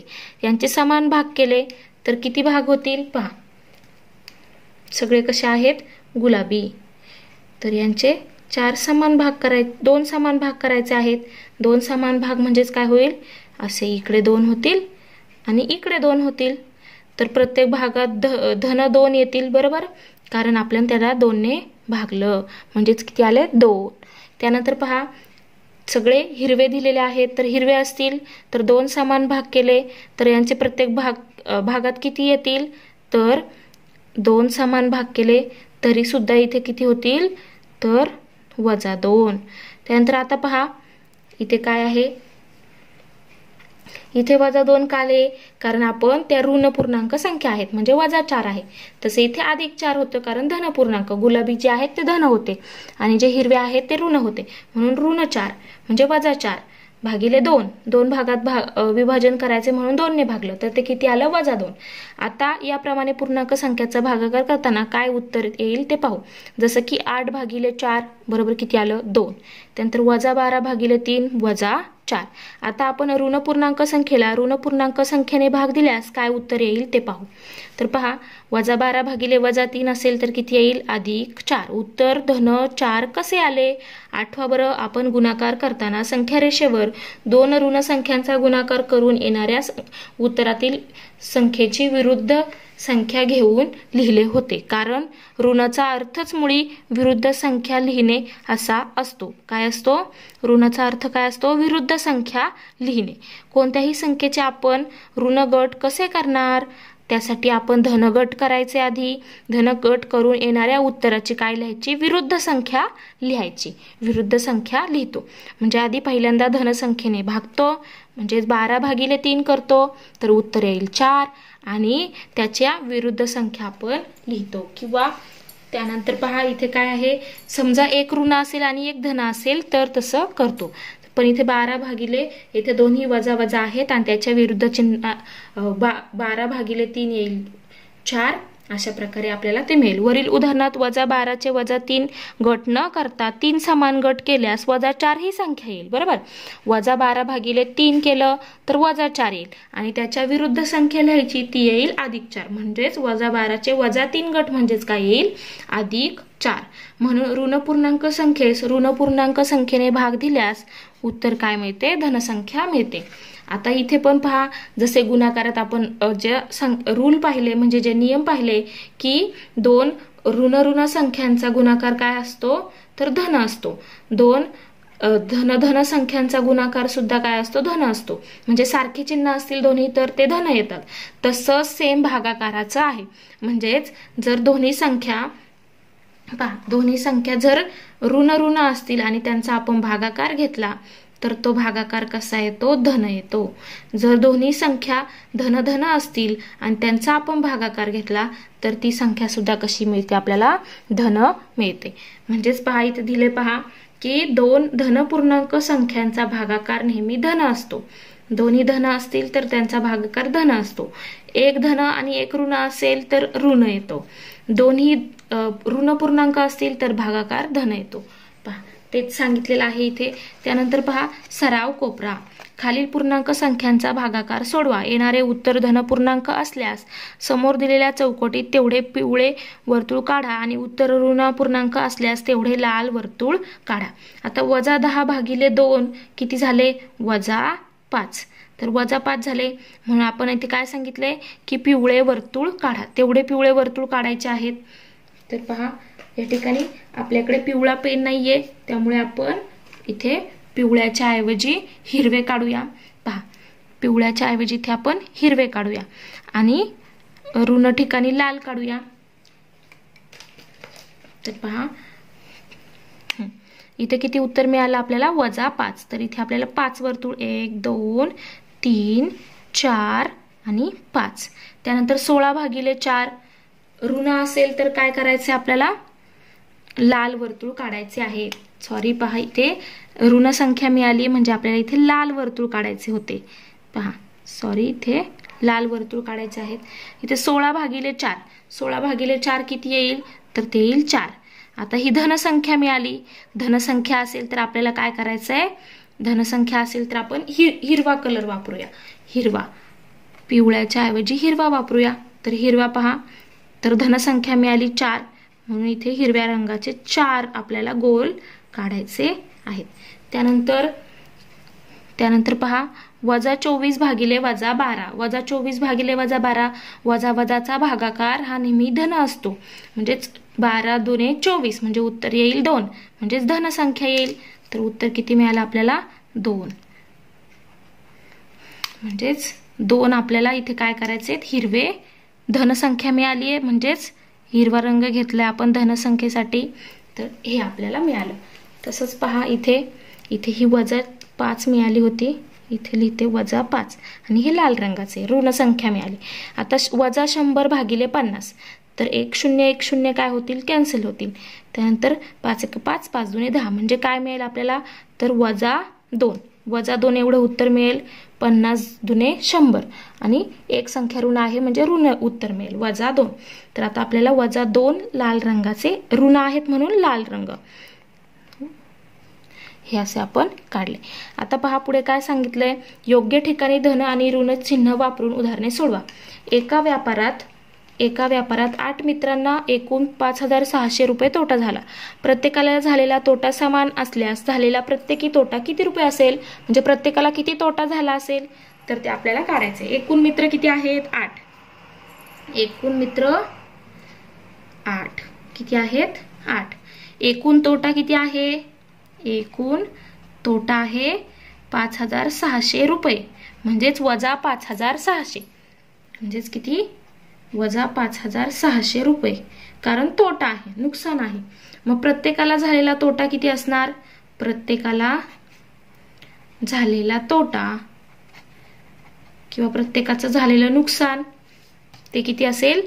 5,600 भागिले 8 -5,600 भागिले 8 म्हणजेच किती येईल? कारण वजा चिन्ह का? कारण तोटा झालाय. त्यानंतर पहा किती येईल? तर 700. 7 8 56 म्हणजे -700 म्हणजे प्रत्येकाला 700 रुपये तोटा झाला. प्रत्येकाला किंवा मग तुम्ही इथे वजा चिन्ह न देता सोडवलं तरी चालेल आणि खाली तुम्हाला लिहिताना काय लिहायचंय? प्रत्येकाला 700 रुपये तोटा झाला. तोटा शब्द आला म्हणजेच वजा आहे. 700 रुपये तोटा झाला असेल. अशा प्रकारे तुम्ही लिहू शकता. त्यानंतर पहा पुढे दिवस 8वा. आता 8व्या दिवसामध्ये काय आहे? संख्याज्ञान व संख्यांवरील क्रिया. मलसावी आणि मसावी. तर सईजवळ 18 निळे मणी व 8 लाल मणी आहेत. तिला दोन्ही मणी समान गटात विभागून ठेवायचे आहेत. असे करताना एकही मणी शिल्लक राहणार नाही याची ती काळजी घेते. आपण समान गटात हे मणी सर्व मणी ठेवायला मदत करू. सईजवळ निळे मणी किती आहेत? 16. लाल किती आहेत? 8. मग 16 मण्यांचे असे गट करूयात की एकही मणी शिल्लक राहणार नाही. तर कसे करणार गट? 1, 2, 4, 8 आणि 16. त्यानंतर 8 मण्यांचे गट कसे करूयात? तर एकही मणी शिल्लक राहणार नाही. 1, 2, 4, 8. 16 व 8 मण्यांचे दोन्ही मध्ये सारखे झालेले गट कुठले कुठले असतील? तर इकडे सारखा आहे तो आहे 1चा, नंतर 2चा, नंतर 4चा आणि 8चा. असे सारखे झालेले गट कुठले कुठले आहेत? 1, 2, 4 आणि 8. या समान गटांमधील सर्वात मोठा गट कुठला आहे? तर तो आहे 8चा. सर्वांमध्ये समान गटांमधील सर्वात मोठा गट कुठला आहे? 8चा. यातील लपलेलं गणित काय आहे पहा. यात गणित आहे कसं? तर 16 आणि 8 या दोन संख्यांचे सामायिक अवयव घेऊन, म्हणजे 16 आणि 8चे सामायिक अवयव पाडायचे. ते घेऊन त्यातील सर्वात मोठा सामायिक अवयव कोण आहे तो पाहायचा. हा त्या दोन संख्यांचा काय असतो? महत्तम सामायिक विभाजक असतो, म्हणजेच मसावी असतो. जसं की 16 आणि 8 यांचा मसावी किती आहे? 8. पहा आता अवयव पद्धतीने ते कसं काढलं जातं ते पाहूया. तर 16चे अवयव काय आहेत? 2 गुणिले 2 गुणिले 2 गुणिले 2, म्हणजेच 2 गुणिले 4, 4 दुने 8 आणि 8 दुने 16, म्हणजेच 16चे आपण अवयव लिहिले. तसेच 8चे किती येतील? 2 दुने 4, 4 दुने 8, म्हणजेच 2 गुणिले 2 गुणिले 2. तर 16 आणि 8 यांचा मूळ अवयवांतील सामायिक अवयवांचा गुणाकार, म्हणजेच पहा सामायिक म्हणजेच कुठले? तर पहा इथे हा 2 आहे, इकडे असलेला हा 2 आणि इथे पण आहे म्हणून हा घेतला. त्यानंतर पहा इथे असलेला हा 2 सामायिक, तो पण घेतला. त्यानंतर तिसरा पहा जो इथे पण आहे आणि इथे पण आहे, जो गुलाबी पेनने मी दाखवलेला आहे, तर तो हा आहे. असे जे दोघांमध्ये जे सामायिक आहेत म्हणजे कॉमन आहेत, जे दोन्हींमध्ये आहेत ते घेतले आणि त्यांचा गुणाकार केला तर किती आला? 2 दुने 4, 4 दुने 8, म्हणजेच 16 आणि 8 यांचा मसावी किती आला? 8. त्या प्रकारे पहा पुढे काय आहे? मला समजले. काय समजलंय? की कोणत्याही 2 किंवा 2 पेक्षा जास्त संख्यांच्या मूळ अवयवांमधील सामायिक जोड्यांमधील अवयवांचा गुणाकार, म्हणजे सामायिक ज्या आलेल्या आहेत त्यांच्यातील अवयवांचा गुणाकार हा त्या संख्येचा काय असतो? मसावी असतो. दिलेल्या संख्यांचा मसावी त्या संख्यांचा सर्वात मोठा सामायिक अवयव त्या संख्यांचा काय असतो? सर्वात मोठा सामायिक अवयव असतो, म्हणजेच विभाजक असतो. आता आपल्याला पहा काय सांगितलंय? यादी पद्धत, मूळ अवयव पद्धत, भागाकार पद्धत अशा पद्धतीने आपण मसावी काढतात. पहा यादी पद्धत आहे, मूळ पद्धत आहे आणि भागाकार पद्धत आहे. 2 किंवा 2 पेक्षा जास्त मूळ किंवा सहमूळ संख्यांचा मसावी किती असतो? 1 असतो. 2 किंवा 2 पेक्षा जास्त मूळ संख्या, मूळ संख्या म्हणजे ज्यांना फक्त स्वतःने भाग जातो, 1 आणि स्वतः, जसं की 4 आणि जसं की 5 आणि 7. आता 5 आणि 7चा जसं की 2 आणि 3 ह्या काय आहेत? सहमूळ संख्या आहेत. सहमूळ ज्यांचा मसावी किती आहे? 1 आहे. पहा इथे दिलेले आहेत उदाहरणे. पहा दिलेल्या संख्यांचा मसावी कधीही 0 असत नाही. कोणाचाच मसावी 0 नसतो. तर तो कधीही दिलेल्या संख्यांपेक्षा तो कधीही मोठा असू शकत नाही. मसावी कसा असतो? मोठा असत नाही. त्यानंतर पहा 12 आणि 18 यांचा मसावी यादी पद्धतीने खालीलप्रमाणे काढता येईल. त्यासाठी 12चे अवयव कुठले कुठले आहेत पहा. 1 आहे, म्हणजेच 12ला कोणी कोणी भाग जातो? तर 1 ने जातो, 2 ने जातो, 3 ने जातो, 4 ने जातो, 6 ने जातो आणि 12 ने जातो. तसेच 18चे लिहायचे 1, 2, 3, 6, 9 आणि 18. ज्यांनी 18ला भाग जातो ते लिहिले. त्यानंतर 12 आणि 18 मधले सामायिक कुठले कुठले आहेत? तर 1 आहे, 2 आहे, 1 आहे, 2 आहे, 3 आहे, 6 आहे. 3 आणि 6, 3 आणि 6 हे इथे आपण लिहून घेतले. जे सामायिक जे दोन्हींमध्ये आहेत ते लिहिले. त्यामधला सगळ्यात मोठा कोण आहे? तर तो आहे 6, म्हणजे सर्वात मोठा सामायिक अवयव कोण आहे? 6. म्हणून 12 आणि 18 यांचा मसावी किती आहे? तर तो आहे 6. त्यानंतर हे आपण आता अवयव पद्धतीने पाडलं. तर हे आता आपण अवयव पद्धतीने काढलं. आता हे मूळ अवयव पद्धतीने काढूया. तर 9चा आणि 15चा पहा कसा काढणार. तर 9चे अवयव आहेत 3 गुणिले 3, तर 9 म्हणजेच काय 3 गुणिले 3, 15 म्हणजेच काय 3 गुणिले 5. तर ह्या दोघांमधला सामायिक कोण आहे 3 3, जो दोन्हीकडे आहे. तर त्या सामायिक अवयवांमधला सर्वात मोठा अवयव कोण आहे 3च आहे, कारण 3 सोडून दुसरा कुठलाही सामायिक अवयव नाही. म्हणजेच 3 हा काय आहे 9 आणि 15चा मसावी आहे. त्यानंतर पहा सोडवून पाहू. खालील संख्यांचा मसावी यादी पद्धतीने तसंच मूळ अवयव पद्धतीने काढा व उत्तर सारखेच येते का ते पहा. आता 10चे अवयव यादी पद्धतीने लिहायचंय. तर 10चे अवयव म्हणजे कोण, ज्यांनी 10ला भाग जातो ते. तर ते कोण कोण आहेत, 1 आहे, त्यानंतर आहे 2, त्यानंतर आहे 5 आणि नंतर आहे 10. तसंच 10चे मूळ अवयव, 10चे मूळ अवयव कुठले आहेत, तर 10 म्हणजेच काय 2 गुणिले 5, 5 दुने 10 लिहिलं, गुणाकार रूपात मांडून लिहिलं. आता पहा पुढे काय सांगितलंय, तर पुढे आहे 15चे अवयव. 15चे अवयव कसे लिहिणार, अवयव पद्धतीने, म्हणजेच त्यांना कोणी कोणी भाग जातो, तर 15ला 1 ने भाग जातो, 3 ने भाग जातो, 5 ने भाग जातो, त्यानंतर 15 ने भाग जातो. तसंच 15चे मूळ अवयव कसे लिहिणार, 3 5 15 म्हणजे 3 गुणिले 5. त्यानंतर दोन्हींमधील सामायिक अवयव कुठले कुठले झाले, तर पहा इथे आपण काय लिहिलं होतं पहा, या ठिकाणी इथे यांच्यामधले दोघांमधले सामायिक कुठले कुठले आहेत, तर पहा 1 2 5 आणि 10 यांच्यामधले सामायिक कुठले कुठले आहेत, तर तो आहे 5, 1 आणि 5. त्यानंतर पहा दोन्हींमधले इथे सामायिक कुठले दिसत आहेत, फक्त 5. आता याच्यामध्ये ह्या दोन सामायिक जे आहेत त्या दोघांमधला सगळ्यात मोठा कोण आहे, तर तो आहे 5.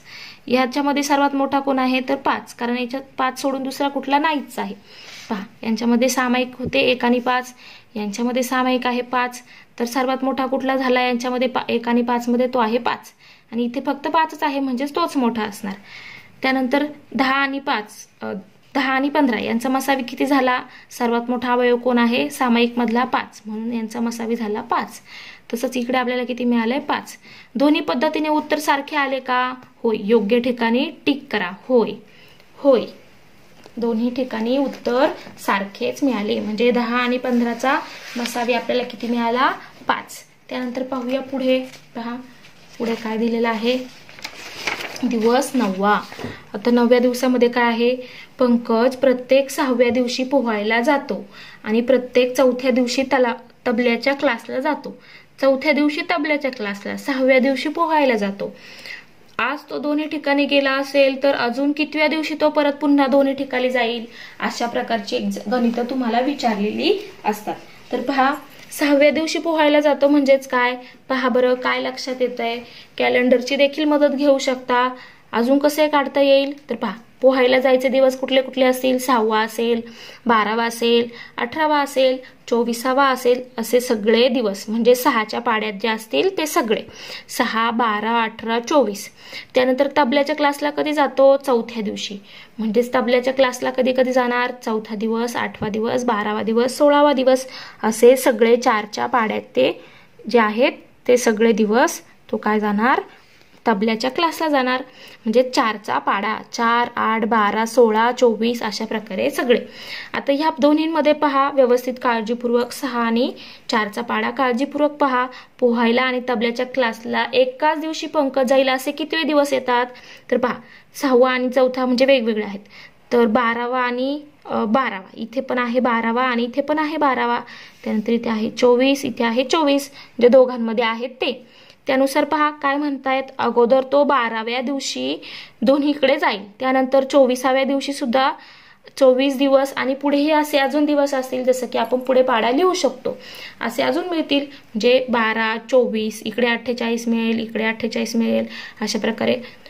किंवा 36, इकडे 36 मिळेल, इकडे 36 मिळेल पाड्यांमध्ये, त्यानुसार. तर पहा म्हणजे सर्वात प्रथम येणारा दिवस कोणता असेल, 12वा, ज्याच्यामध्ये तो दोन्हीकडे जाईल. त्यानंतर समान दिवसांमध्ये 12वा दिवस प्रथम दिवस, ज्या दिवशी तो काय आहे, लहानात लहान संख्या, समान संख्या आहे 12 दोघांमध्ये. त्यानंतर 12 ही 6 आणि 4च्या पटीत येणारी समान आणि लहानात लहान संख्या आहे, म्हणून 12 हा 6 आणि 4 यांचा काय आहे, सामायिक विभाज्य आहे. 4 व 6 ने भाग जाणारी 12 ही सामायिक आणि सर्वात लहान संख्या आहे. 4 आणि 6 दोघांनी जिला भाग जातोय आणि जी लहानात लहान आहे, तर ती कोण आहे, 12. म्हणून ह्या दोघांचा लसावी किती झाला 6 आणि 4चा, तर तो झाला 12. तर आता काय समजलं आपल्याला यातून, तर पहा 2 किंवा 2 पेक्षा अधिक संख्यांच्या पटीत येणारी लहानात लहान सामायिक संख्या, पटीत येणारी लहानात लहान सामायिक संख्या तिला काय म्हटलं जातं, लसावी. म्हणजेच लघुत्तम सामायिक विभाज्य. दिलेल्या संख्या यादी पद्धतीने त्यांच्या पटीत किंवा पाड्यांच्या रूपात लिहून आपल्याला लसावी काढता येतो. 2 किंवा अधिक संख्यांचा लसावी नेहमी त्या संख्यांपेक्षा मोठी संख्या असते. पहा, मसावी कसा असतो, त्या संख्यांपेक्षा लहान असतो, पण लसावी कसा असतो, त्यांच्यापेक्षा मोठा असतो. ती सर्व संख्यांना विभाज्य असते. विभाज्य असते म्हणजेच काय, त्या संख्यांनी तिला भाग जातो, लसावीला भाग जातो. त्यानंतर कुठल्या कुठल्या पद्धतीने काढू शकतो, यादी पद्धत, मूळ अवयव पद्धत आणि भागाकार पद्धत, या पद्धतीने आपण लसावी काढू शकतो. दिलेल्या 2 किंवा अधिक संख्यांमध्ये सर्वात मोठ्या संख्येस जर उर्वरित संख्यांनी निशेष भाग जात असेल तर ती सर्वात मोठी संख्या दिलेल्या संख्यांचा लसावी असते. म्हणजे समजा तुम्हाला 3 संख्या दिलेल्या आहेत आणि 3 मधल्या एका संख्येला उरलेल्या 2 संख्यांनी भाग जात असेल तर त्या सगळ्यात मोठ्या संख्येला काय म्हटलं जातं, लसावी म्हटलं जातं. जसं की 4, 12, 36 यातील 36 या संख्येला 4ने आणि 16ने निशेष भाग जातो, म्हणजे पूर्ण भाग जातो. म्हणून 4, 12 आणि 36 यांचा लसावी किती आहे, 36 ही संख्या आहे. लसावी म्हणजेच काय, तर सामायिक अवयव सुद्धा असतात आणि जे असामायिक अवयव राहिलेत ह्या सगळ्यांचा गुणाकार म्हणजे लसावी असतो. आता सराव करूया. पहा, सराव कोपरा. चला बरं, आता आपण 4 आणि 6 यांचा लसावी यादी पद्धत, मूळ अवयव पद्धत आणि भागाकार पद्धत सगळ्यांनी काढून पाहूया. उत्तर समान येतं का ते पाहूया. तर 4चा पाडा पहिल्यांदा आता आपण यादी पद्धतीने लिहूया. 4चा पाडा लिहिला इथे, त्यानंतर 9चा पाडा लिहिलाय. त्यामध्ये पहा दोघांमध्ये सामायिक संख्या कुठल्या दिसत आहेत, तर सामायिक आहे इथे 36, इथे आहे 36. त्यानंतर 72 आणि 72 म्हणजे सामायिक कुठल्या मिळाल्या, 36 आणि 72. मग सर्वात लहान सामायिक संख्या कुठली आहे, तर ती आहे 36. म्हणजेच 36 ही लहानात लहान संख्या आहे. मग 4ने 36ला भाग जातो, 9ने सुद्धा 36ला भाग जातो. मग ह्या 4 आणि 9चा लसावी किती मिळाला आपल्याला, 36. आता मूळ अवयव पद्धतीने काढूया. 4चे अवयव कसे पडतील, 2 गुणिले 2. 9चे किती पडतील, 3 आणि 3. तर यांच्यामध्ये सामायिक काही आहे का, नाही, वेगवेगळे आहेत. इथे 2 आहे, इकडे आहे का 2, नाही. इकडे 2 आहे पण इकडे 2 नाही. इथे 3 आहेत पण इकडे 3 नाही. म्हणजे यांच्यात एकही सामायिक अवयव नाहीत. सामायिक अवयव नाहीत पण यांचा लसावी बरोबर काय असणार, लसावी बरोबर सगळ्यांचा गुणाकार 2 गुणिले 2 गुणिले 3 गुणिले 3. सामायिक नाही आहेत, मग सामायिक नसलेले सोडून बाकीचे सगळे आहेत त्यांचा सुद्धा गुणाकार घ्यावा लागेल. तर 2 दुणे 4 आणि 3 त्रिक 9 म्हणजे 4 गुणिले 9 म्हणजेच 36. तर ते सुद्धा किती आलंय, 36. पहा, जसं की इकडे पुढच्या पानावर आपल्याला दिलेलं आहे. असामायिक अवयवांचा गुणाकार 36 म्हणजेच सामायिक अवयव आणि असामायिक अवयव यांचा गुणाकार किती आला, 36. म्हणजे दुसऱ्या पद्धतीने सुद्धा आपल्याला 36 हाच लसावी मिळाला. आता तिसरी पद्धत भागाकार पद्धत. पुढील मांडणी पहा. 4 आणि 9चे इथे काय घेतलेत, भागाकार पद्धतीने सोडवायचा आहे. पहा, इथे 4 आणि इथे 9. तर पहा, सगळ्यात आधी भाग कोणी देणार, 2ने. तर 2ने 2 दुणे 4, 2 दुणे 4. याला भाग जातोय का, नाही, मग तो तसाच लिहा. त्यानंतर पुन्हा 2ने भाग जातोय, 2 एके 2. त्यानंतर हा 9 तसाच राहणार. पुन्हा भाग जाईल का, तर नाही. तर पहा, 3ने भाग जाईल इथे 9 म्हणजेच 3 गुणिले 3. म्हणजेच पहा काय होईल, जे इकडे येतील ते. जसं इथे 2 2 3 3 म्हणजे 2 गुणिले 2 गुणिले, आता याला पुढे 9ला इथे 3ने भाग जाईल, खाली 3 येईल, पुन्हा काय होईल, 3 येईल. म्हणजेच हे, तर हे म्हणजेच काय आहे, 36. म्हणजे ह्या पद्धतीने सुद्धा आपल्याला उत्तर किती मिळालं, 36. म्हणजेच लसावी किती आला, 36. अशा प्रकारे आपण तिन्ही प्रकारे काढलं तरी उत्तर कसं मिळालं, सारखंच मिळालं. आता काय सांगितलंय, सोडवून पाहू. 8 व 12 या संख्यांचा लसावी यादी पद्धतीने काढ. यादी पद्धत म्हणजेच काय, पाडा. तर 8चा पाडा काय, तर 8, 16, 24, 32, 40, 48, 56, 64, 72, 80 अशा प्रकारे तुम्हाला लिहायचं आहे. त्यानंतर पहा, त्यानंतर पुढे 12चा पाडा. 12चा पाढा 12, 24, 36, 48, 60, 72 असं सगळे लिहायचे. त्यांच्यामध्ये सामायिक कुठले आहेत तर सामायिक अवयव कोणकोणते आहेत तर कोण आहेत पहा.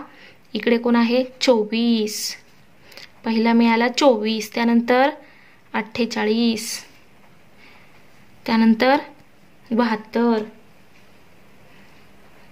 असे मिळतील. त्याच्यात आपल्याला काय सांगितले लसावी. लसावी म्हणजे लहानात लहान.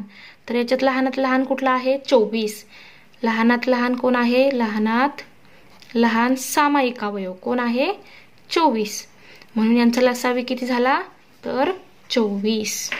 ह्या दोन संख्यांचा लसावी झाला 24. आता 3, 9, 27 यांचा लसावी प्रत्यक्ष अवयव न काढता पुढील रिकाम्या जागी लिहा. 3, 9 आणि 27 तर यांचा प्रत्यक्ष अवयव न काढता कसा लिहिणार तर पहा ह्या दोन संख्यांनी ह्या संख्येला भाग जातोय. जसं की 3 ने 27 ला पूर्ण भाग जातो, 9 ने सुद्धा 27 ला पूर्ण भाग जातो. म्हणजेच काय तर 27 हा त्यांचा काय आहे ह्या तिघांचा लसावी आहे. कारण त्याला त्या बाकीच्यांनी सुद्धा दोन्हींनी सुद्धा भाग जातो म्हणून त्यांचा लसावी किती झाला 27. त्यानंतर 5, 6, 7 या संख्यांचा लसावी भागाकार पद्धतीने काढा. पुढील मोकळ्या जागेत मांडा. तर पहा 5, 6 आणि 7.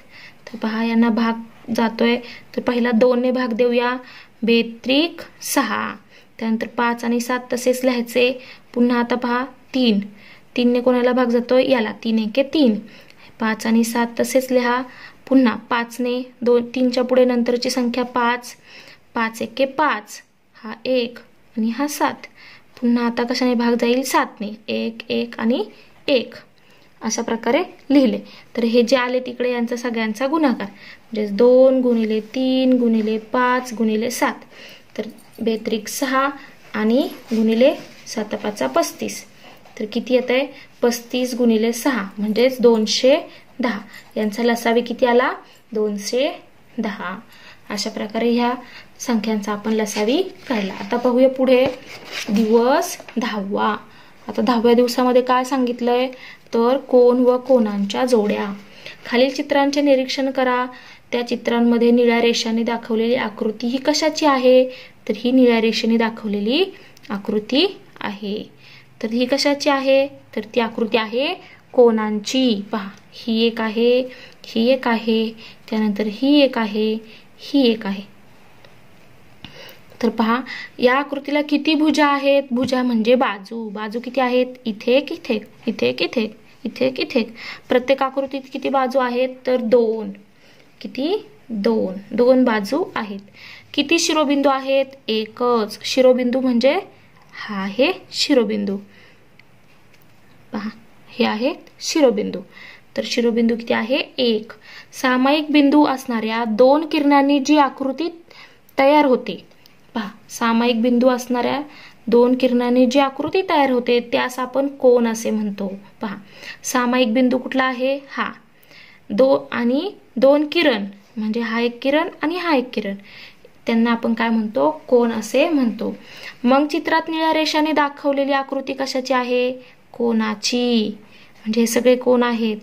त्यानंतर पहा अजून काय सांगितलंय शेजारील कोनाचे नाव लिहा. त्याचं नाव कसं लिहिलं जातं तर हे नाव कसं लिहितात पहा.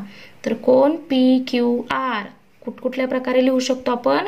पहा इथे नाव लिहिते कोन PQR. अजून काय लिहू शकतो कोन RQP. कोन किंवा किंवा म्हणायचं इथे किंवा कोन RQP. किंवा किंवा अजून काय लिहू शकतो कोन Q जो मध्ये आहे ना सामायिक तो कोन Q. त्यानंतर इथे काय सांगितलंय कोनांच्या भुजांची नावे लिहा. भुजा म्हणजे बाजू. बाजू कुठल्या कुठल्या आहेत तर बाजू पहिली बाजू आहे PQ. त्यानंतर बाजू QR. पुढे काय सांगितलंय कोनाच्या शिरोबिंदूची नावे लिहा. शिरोबिंदू म्हणजे जो सामायिक आहे तो म्हणजे शिरोबिंदू. तर तो कोण आहे बिंदू Q. बिंदू Q. त्यानंतर भुजावर दाखवलेल्या बिंदूंची नावे लिहा. म्हणजे बाजूंवर असलेल्या बिंदूंची नावे लिहा. तर बाजूंवर कुठले कुठले आहेत तर बिंदू P, बिंदू Q आणि बिंदू आर, हे तीनही कशा आहेत, बाजूंवर आहेत. आणि फक्त शिरोबिंदू विचारलेला असेल तर तो आहे क्यू. आता इथे पहा कोणाचा अंतर्भाग व बाह्य भाग. मगरीच्या तोंडाचा भागात कोण तयार झालेला आहे व तो आपण निळ्या रेषांच्या साहाय्याने दाखवलेला आहे. तुम्हाला सांगता येईल का मगरीच्या तोंडाच्या आतील भागात काय काय दिसतात ते? तर काय दिसते पहा, तोंडाच्या आतमध्ये काय दिसते, तर मगरीचे दात दिसत आहेत, मगरीची जीभ दिसतीये. असेच आपण कोणाच्या आतील भागाला अंतर्भाग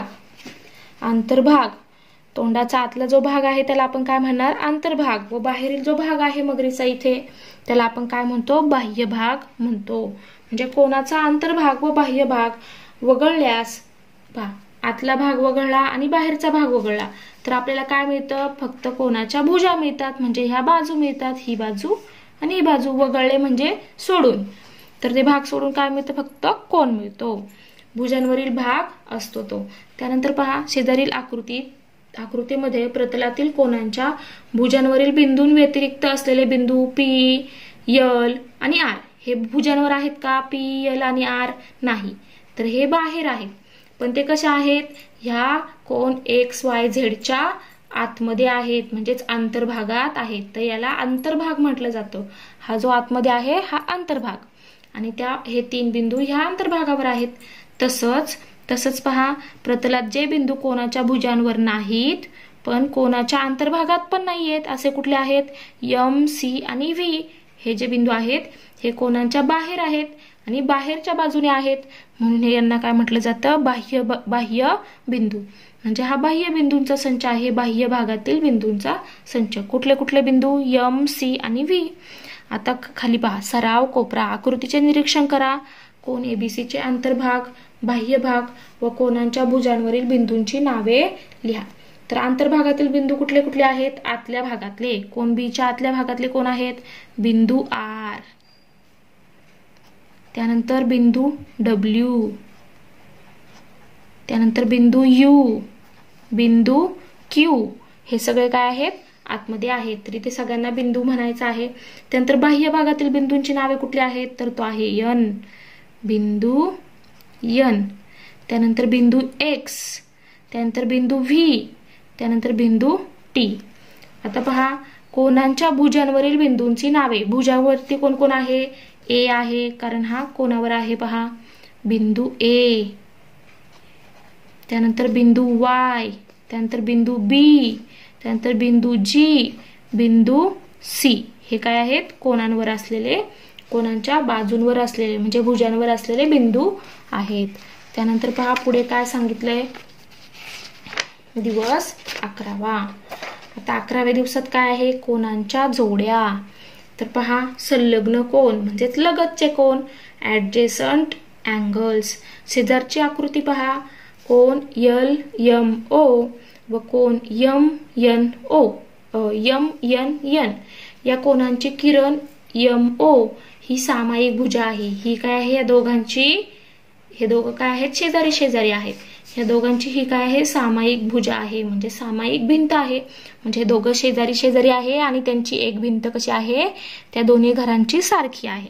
त्यानंतर पहा भुजा सामायिक आहे आणि हा बिंदू M सुद्धा सामायिक बिंदू आहे, सामायिक शिरोबिंदू आहे. त्यांचे अंतर्भाग कसे आहेत, वेगवेगळे आहेत. आतले भाग वेगवेगळे आहेत म्हणजे त्यांची घरं वेगवेगळी आहेत. त्यांच्या अंतर्भागात एकही सामायिक बिंदू नाही. अंतर्भागांमध्ये सामायिक बिंदू आहे का, नाही. त्या कोणांच्या सामायिक भुजाच्या विरुद्ध अंगास उरलेली दुसरी भुजा आहे पहा, ठीक आहे. सामायिक भुजाच्या विरुद्ध अंगास उरलेली दुसरी भुजा आहे. अशा कोणांना काय म्हटलं जातं, संलग्न कोन असं म्हटलं जातं, जसं की शेजारी शेजारी. त्यानंतर पहा सराव कोपरा. खालील आकृत्यांमधील कोणांच्या जोड्यांचे निरीक्षण करा. संलग्न कोणांच्या जोडी असलेल्या आकृती खालील चौकटीत अशी बरोबर अशी खून करा. नसल्यास चूक अशी खून करून सकारण स्पष्ट करा. आता पहा इथे काय करणार आपण, तर इथे पहा यांच्यामध्ये ही बाजू कशी आहे, सामायिक आहे. पण हा कोन आणि हा कोन हे कोन वेगवेगळे आहेत. शिरोबिंदू हा आहे. त्यानंतर पहा आता म्हणजेच ही या ठिकाणी संलग्न कोणांची जोडी असेल का, तर नाही. यांचा अंतर्भाग वेगवेगळा आहे का? नाही, कारण याचा जो आतला भाग आहे ह्या मोठ्या कोनाचा तो एवढा भाग हा दुसऱ्या कोनाने घेतलेला आहे, म्हणजेच यांचा अंतर्भाग वेगवेगळा नाही, वेगवेगळा नाही, म्हणून हे संलग्न कोन नाहीत. अंतर्भाग वेगळे नाहीत, म्हणजे एकही बिंदू सामायिक नको या अंतर्भागात. त्यानंतर पहा इथे या दुसऱ्या आकृतीत, तर ही संलग्न कोनांची जोडी आहे का? नाही, कारण पहा यांचे अंतर्भाग वेगवेगळे आहेत. सामायिक शिरोबिंदू पण आहे, पण यांच्यात सामायिक कोण नाहीये, सामायिक भुजा नाही, सामायिक भुजा नाही. सामायिक भुजा हवी किरणमध्ये. त्यानंतर पहा इथे यल आणि यम आणि यन, तर यांच्यात ही सामायिक भुजा आहे. त्यानंतर हा शिरोबिंदू आहे, याचा अंतर्भाग इकडे आहे, याचा अंतर्भाग इकडे आहे, म्हणजेच हे संलग्न कोन आहेत, म्हणजेच लगतचे कोन आहेत. कारण काय लिहिणार? सामायिक भुजा. त्यानंतर सामायिक शिरोबिंदू, एक सामायिक शिरोबिंदू पण आहे आणि अंतर्भाग वेगवेगळे आहेत, विभिन्न अंतर्भाग कसे आहेत? वेगवेगळे आहेत. आता इथे पहा, इथे काय आहेत? तर यांचा सामायिक भुजा ही आहे, ठीक आहे, ही सामायिक भुजा आहे, पण त्यांच्यामध्ये पहा हा शिरोबिंदू आहे, हा एक शिरोबिंदू आहे, म्हणजे हे सामायिक असतील. सामायिक शिरोबिंदू किती झाले? तिथे 2 झालेत. अंतर्भाग इकडचा वेगळा आहे, इकडचा वेगळा आहे, पण हे लगतचे झालेत का? शेजारी शेजारी झालेत का? तर नाही, नाही, कारण काय? इथे सामायिक शिरोबिंदू किती आहेत? 2 आहेत. सामायिक शिरोबिंदू किती आहेत? 2 आहेत, आणि आपल्याला 1 हवाय. आणि इथे किरण आहे का? सामायिक भुजा, तर इथे किरण नाहीये, तर ती रेषाखंड ही सामायिक भुजा आहे, म्हणून हे संलग्न कोन नाही. आता पहा कोटिकोन, पूरक कोन आणि रेषीय जोडीतील कोन. कोटिकोन म्हणजे काय? असे कोन ज्या दोन कोनांच्या मापाची बेरीज कशी असते? 90 अंश असते. त्यानंतर पूरक कोन म्हणजे काय? असे रेषीय जोडीतील कोन ज्यांच्या मापाची बेरीज किती असते? 180 अंश. हे कसे असतात? संलग्न कोन असतात, शेजारी शेजारी म्हणजे लगतचे कोन असतात, आणि त्यांच्या मापाची बेरीज 90 अंश असते. पूरक कोनांच्या मापाची बेरीज 180 अंश असते. त्यानंतर रेषीय जोडीतील कोन म्हणजेच काय? तर रेषीय जोडीतील कोन म्हणजे ज्यांच्या कोनांच्या मापाची बेरीज 180 अंश असते, तर हे परस्परांचे पूरक कोन असतात. त्यानंतर याच्यामध्ये वाय झेड, पहा वाय डब्ल्यू ही काय आहे? सामायिक भुजा आहे. एक्स वाय आणि वाय झेड या असामायिक भुजांमुळे काय होते? सरळ रेषा तयार होते. ज्या उरलेल्या 2 भुजा असतात ना, त्यांच्यामुळे एक सरळ रेषा जर तयार होत असेल तर अशा कोनांना काय म्हटलं जातं? रेषीय जोडीतील कोन. त्यानंतर पहा पुढे काय सांगितलंय, इथे पहा की हा कोन 50 अंशाचा आहे, हा 40 अंशाचा आहे. या दोघांच्या मापाची बेरीज किती आहे? 90, म्हणून हे परस्परांचे काय आहेत? कोटिकोन आहे. आता इथे पहा ह्यांच्या दोघांच्या मापाची बेरीज होते 180 अंश, म्हणून हे परस्परांचे काय आहेत? पूरक कोन आहेत.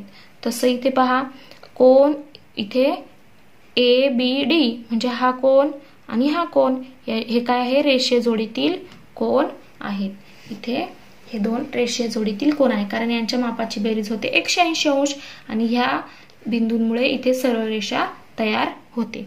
तसं पहा म्हणजेच आपल्याला काय समजलं? ज्या 2 कोनांच्या मापाची बेरीज 90 अंश असते त्यांना परस्परांचे कोटिकोन म्हणतात. ज्यांच्या मापाची बेरीज 180 अंश असते तर त्यांना काय म्हटलं जातं? परस्परांचे पूरक कोन म्हणतात. पूरक, इथे कोटिकोन नाही, ते पूरक पाहिजे, परस्परांचे पूरक कोन म्हणतात. त्यानंतर ज्या 2 कोनांची एक भुजा सामायिक असते, असामायिक भुजांमुळे सरळ रेषा तयार होते, त्यांना रेषीय जोडीतील कोन असं म्हणतात. आणि रेषीय जोडीतील कोनांच्या मापाची बेरीज 180 अंश असते, म्हणजे रेषीय जोडीतील कोन काय असतात? परस्परांचे पूरक कोन असतात. आता उदाहरणं दिली आहेत पहा इथे. तर पहिलं उदाहरण काय दिलेलं आहे? तर पहा पहिलं उदाहरण दिलेलं आहे 20 अंशाच्या मापाच्या कोनाच्या कोटिकोनाचे माप किती? आता 20 अंशाच्या कोनाचा मापाचा कोटिकोन कुठला असणार आहे? तर 90 वजा 20 म्हणजेच त्याचं किती माप असेल? 70 अंश. म्हणजे 20 अंशाच्या मापाच्या कोनाच्या कोटिकोनाचे माप असेल 70 अंश. तसंच कारण त्यांच्या मापाची बेरीज किती असते 90. म्हणजेच 90 वजा 20 करा, तुम्हाला त्याचा कोटिकोण मिळेल. तो किती असेल 70 अंश. त्यानंतर 80 मापाच्या कोणाच्या पूरक कोणाचे माप किती असेल? पूरक कोण म्हणजेच काय? ज्यांची बेरीज 180 असते. मग 180 मध्ये हा 80 वजा करा, म्हणजेच किती मिळेल पहा इथे किती मिळेल, तर 180 वजा 80 करा तर मिळेल 100. म्हणजेच 80 अंश मापाच्या कोणाच्या पूरक कोणाचे माप असणार आहे 100 अंश. त्यानंतर पहा इथे, तर इथे पहा x अंश व 3x वजा 20 अंश हे रेषीय जोडीतील कोण आहेत. तर x ची किंमत किती येईल, तर x ची किंमत कशी काढणार, तर इथे पहा x अधिक ह्या दोघं रेषीय जोडीतील असतील तर त्यांच्या मापाची बेरीज असेल 180 अंश. म्हणजे इथे असेल 180 अंश. बेरीज घेतली तर बेरजेनुसार तर इथे काय होतील 4x. x अधिक 3x बरोबर झाले 4x वजा 20 बरोबर किती होईल 180. त्यानंतर पहा हे 180 पुढे काय होईल, हा 20 तिकडे जाऊन अधिक होईल, म्हणजे 4x बरोबर 180 अधिक 20. असं झाल्यानंतर तिकडे किती होतील 4x बरोबर 200. म्हणजेच काय होईल, तर 4x बरोबर 4x भागिले 4 आणि इकडे सुद्धा 4 ने भागलं म्हणजे 200 भागिले 4. म्हणजेच काय होईल, तर x बरोबर किती मिळेल 50 अंश. x बरोबर मिळेल 50 अंश. म्हणजे एकतर हा 20 तिकडे जाऊन अधिक होईल, म्हणजे x ची किंमत मिळेल 50 अंश. आणि जर इथे 3x अधिक 20 अंश घेतलं तर आपल्याला x बरोबर मिळेल 40 अंश. जर 3x अधिक 20 घेतलं तर मिळेल 40 अंश. आणि जर 3x वजा 20 घेऊन सोडवलं तर x बरोबर मिळेल 50 अंश. त्यानंतर पहा पुढे काय दिलंय, दिवस 12वा. तर 12व्या दिवसासाठी काय दिलंय, तर विरुद्ध कोन व बाह्य कोनाचा गुणधर्म. विरुद्ध कोन म्हणजेच व्हर्टिकली अपोजिट अँगल्स. रेषा एडी पहा, ही रेषा एडी, त्यानंतर रेषा EC किंवा CE एकमेकांना B बिंदूमध्ये छेदतात. हा आहे B बिंदू. तर कोन ABC हा कोन किरण BA किरण BC या दोन किरणांपासून तयार झालेला आहे. बरोबर आहे. कोन ABC हा BA आणि BC यांच्यामुळे तयार झाला. त्यानंतर EBD कोन EBD हा किरण BA व किरण BC यांचे विरुद्ध कोन कुठले आहेत, तर BE आणि BD या दोन किरणापासून तयार झाला, म्हणून हे एकमेकांच्या विरुद्ध अंगास आहेत. तर अशा कोणांना काय म्हटलं जातं, तर त्यांना विरुद्ध कोन, म्हणजे याला याचा विरुद्ध कोन आणि याला याचा विरुद्ध कोन असे म्हणतात. तसंच हा याचा विरुद्ध कोन झाला. ह्या अशा आपल्याला दोन विरुद्ध कोनांच्या जोड्या मिळतात. आता एक काय सांगितलंय हे करून बघा, कृती करून पहा. एक ट्रेस पेपरच्या वरच्या आकृतीत दाखवल्याप्रमाणे आकृती काढून B बिंदूत मोड पाडून किरण BA व किरण BC तंतोतंत जुळवल्यास कोन ABE वर कोन ABE वर CBD तंतोतंत जुळतो. म्हणजेच या दोन्ही कोणांचे माप समान आहे. म्हणजेच B बिंदूतून मोड पाडून किरण BA व किरण BE तंतोतंत जुळवल्यास कोन ABC व कोन EBD तंतोतंत जुळतो. म्हणजेच दोन्ही कोणांचे माप कसे असते, समान असते, समान आहे. अल्जेब्राचा वापर करून विरुद्ध कोनांचा गुणधर्म तपासा. म्हणजेच तुम्हाला काय करायचंय, कंपासचा वापर करून हे सारखे याचं माप आणि याचं माप सारखं मिळते का चेक करायचंय, याचं आणि याचं सारखं मिळतं का ते सुद्धा चेक करायचंय. त्यानंतर पहा त्रिकोणाचा बाह्य कोन म्हणजे exterior angle of A triangle. पहा त्रिकोण ABC ची बाजू BC आकृतीत दाखवल्याप्रमाणे वाढवली. BC आपण इकडे अशी पुढे वाढवली. त्यानंतर कोन ACD आणि D म्हणजे हा कोन ACD हा कोन नवा कोन त्रिकोणाबाहेर तयार होतो, कारण ही बाजू आपण वाढवली. तर कोन ACD हा कोन ABCचा त्रिकोण ABCचा काय आहे, बाह्य कोन आहे, कारण बाहेरून तयार होतोय.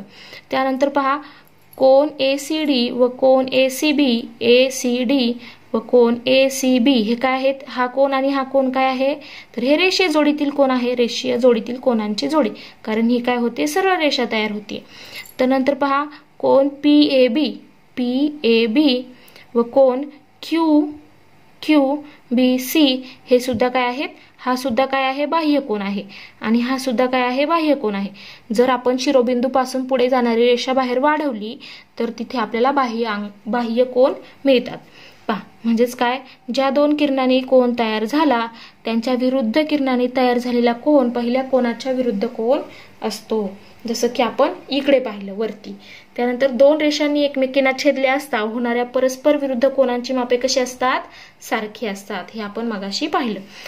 त्यानंतर पहा काय पाहिलं, त्रिकोणाच्या बाह्य कोनाचे माप ह्या त्या कोनाच्या दुरुस्त अंतरकोनाच्या मापांच्या बेरजे एवढे असते.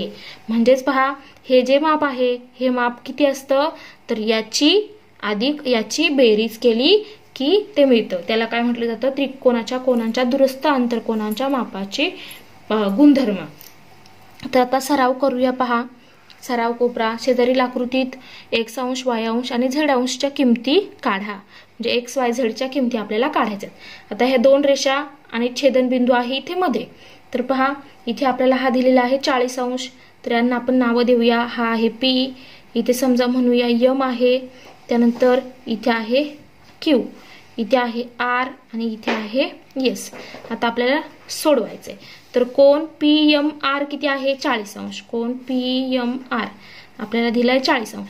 पण याच्या विरुद्ध कोन कोणता आहे, PMR. कोन PMR व कोन SMQ विरुद्ध कोन कसे आहेत, विरुद्ध. आणि विरुद्ध असतील तर ते कसे असतात, त्यांची मापे समान असतात.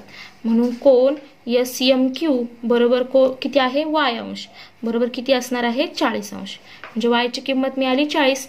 त्यानंतर पहा, कोन y आणि z हे रेषीय जोडीतील आहेत किंवा x आणि y हे रेषीय जोडीतील आहेत किंवा 40 आणि 60 किंवा 40 आणि x हे रेषीय जोडीतील आहे. कुठली एक जोडी घ्या आणि रेषीय जोडीतील आहे त्याचा वापर करा. तर कोन PMR व कोन RMQ हे काय आहेत, RMQ. PMR आणि RMQ हे काय आहेत, हे दोघं रेषीय जोडीतील आहेत. रेषीय जोडीतील कोन, रेषीय जोडीतील म्हणून त्यांच्या मापाची बेरीज किती येईल, तर ती येईल 180 अंश. म्हणजेच काय, तर हा आहे 40 आणि हा आहे RMQ म्हणजे Z. म्हणजेच Z बरोबर किती आलं, 180 वजा 40 म्हणजेच किती मिळालं, 140 अंश. Z किती मिळाला आपल्याला, 140 अंश. Y किती मिळाला, 40. Z किती मिळाला, तर पहा Z बरोबर किती मिळालं, 140 अंश. आणि Z च्या विरुद्ध कोण आहे, x अंश. म्हणजेच त्यानंतर इथे लिहिणार आपण कोन Z व कोन x कसे आहेत, विरुद्ध आहेत. विरुद्ध कोन Z आणि x हे एकमेकांच्या विरुद्ध आहेत. म्हणून कोन x बरोबर किती होईल, म्हणजेच x अंश बरोबर किती होईल, Z ची किती किंमत मिळाली, 140. तेवढीच आपल्याला x ची मिळणार आहे कारण ते विरुद्ध आहेत. त्यानंतर शेजारील आकृतीत x ची किंमत काढा. तर x अंश बरोबर काय असणार आहे, दुरस्थ अंतरकोनाच्या प्रमेयानुसार ह्या दोघांच्या मापाची बेरीज म्हणजे 40 अधिक 60. म्हणजेच समजा याला नावं दिली A, B, C आणि इथे दिलं D. तर पहा, तर x बरोबर आपल्याला मिळाले 100. तर त्रिकोण ABCD मध्ये कोन ACD बरोबर कोन CAB अधिक कोन ABC असं असतं. आणि त्याच्यात किमती ठेवा तर हे मिळेल. अशा प्रकारे आपल्याला x बरोबर किती मिळालं, 100 अंश. त्यानंतर पुढे पहा, पुढच्या पानावर आहे दिवस 13वा. आता पहा इथे काय आहे, परिमेय संख्या व त्यावरील क्रिया. तर पहा प्रसंग काय आहे, श्यामलचा वाढदिवस आहे. तिने एक मोठा केक आणला. त्याचे समान 8 भाग केले. श्यामलने 2 भाग खाल्ले. त्यानंतर तिच्या लहान भावाने 2 भाग खाल्ले. आई आणि बाबांनी प्रत्येकी एक भाग खाल्ला. त्यानंतर आजी आणि आजोबांनी देखील एक भाग खाल्ला. म्हणजे पहा बेरीज करा. तर श्यामलने 2, त्यानंतर लहान भावाने 2, त्यानंतर आई वडिलांनी प्रत्येकी एक म्हणजे 1 अधिक 1, त्यानंतर आजी आजोबांनी 1. तर 1 पहा यांची बेरीज करा किती झाले, 2 आणि 2 झाले 4, 5, 6, 7 आणि 8 एकूण 8 भाग. म्हणजेच प्रत्येकाने खाल्लेल्या केकच्या भागांना गणिती रूपात मांडून पाहूया. 8वा पाहू, हे कसं मांडता येईल. केकचे किती समान भाग केले तर 8. त्यापैकी श्यामलने किती खाल्ले 2/8, 8 पैकी 2 खाल्ले. त्यानंतर तिच्या लहान भावाने किती खाल्ले 8 पैकी 2 खाल्ले. आईने किती खाल्ला 8 पैकी 1. बाबांनी किती खाल्ला 8 पैकी 1. आजीने किती खाल्ला 8 पैकी 1. आजोबाने किती खाल्ला 8 पैकी 1. विचार करा व योग्य ठिकाणी बरोबर असं चिन्ह करा. एका केकचे 0 समान भाग करून त्यातील भाग खाता येईल का? नाही. 0 समान भाग करता येतील का? नाही. पहा, नाही म्हणजे इथे नाहीवर टिक करायचंय. खालील गणिती गंमत पहा. 4/2 बरोबर 2 म्हणजे 2 गुणिले 2 बरोबर किती 4. तसं 4/1 बरोबर किती 4 म्हणजेच 1 गुणिले 4 बरोबर किती 4. म्हणजे यांचा गुणाकार बरोबर ही संख्या, यांचा गुणाकार बरोबर ही संख्या. तसं 4/0 बरोबर 0. परंतु 0 गुणिले 0 बरोबर 4 होतं का? नाही होत नाही. तर 0 गुणिले 4 बरोबर 0. तर 0 गुणिले 0 बरोबर 4 होईल का? नाही. याचाच अर्थ कोणत्याही संख्येला 0ने भाग देता येत नाही. कुठल्याच संख्येला आपण 0ने भाग देऊ शकत नाही. केकच्या गोष्टीमधील सर्व संख्या आपण अंश आणि छेद रूपात p/q रूपात मांडल्या, परंतु छेदामधील q ची किंमत कधीही 0 होऊ शकत नाही. म्हणजे आपण 0 समान भाग करू शकत नाही. या सर्व संख्यांना आपण परिमेय संख्या असे म्हणतो. या सगळ्या ज्या आपण मांडल्यावरती यांना आपण काय म्हणतो? परिमेय संख्या. म्हणजे p/q रूपात लिहिल्या म्हणून. 2 या संख्येला आपण p/q रूपात 2/1 असं लिहितो. तसेच -5 या संख्येला आपण -5/1 असे लिहू शकतो. परंतु 2 किंवा -5 अशा कोणत्याही संख्यांना आपण 2/0 किंवा -5/0 असे लिहू शकत नाही. त्यानंतर 2 ही पूर्ण संख्या असून -5 ही पूर्णांक संख्या आहे. 2 ही पूर्ण संख्या आहे, -5 ही पूर्णांक संख्या आहे. तर ते आपण आधी पाहिलेलं आहे. त्यानंतर पहा काय समजलं? p/q रूपात मांडता येणाऱ्या आणि q ची किंमत 0 नसणाऱ्या संख्येला काय म्हणतात? परिमेय संख्या.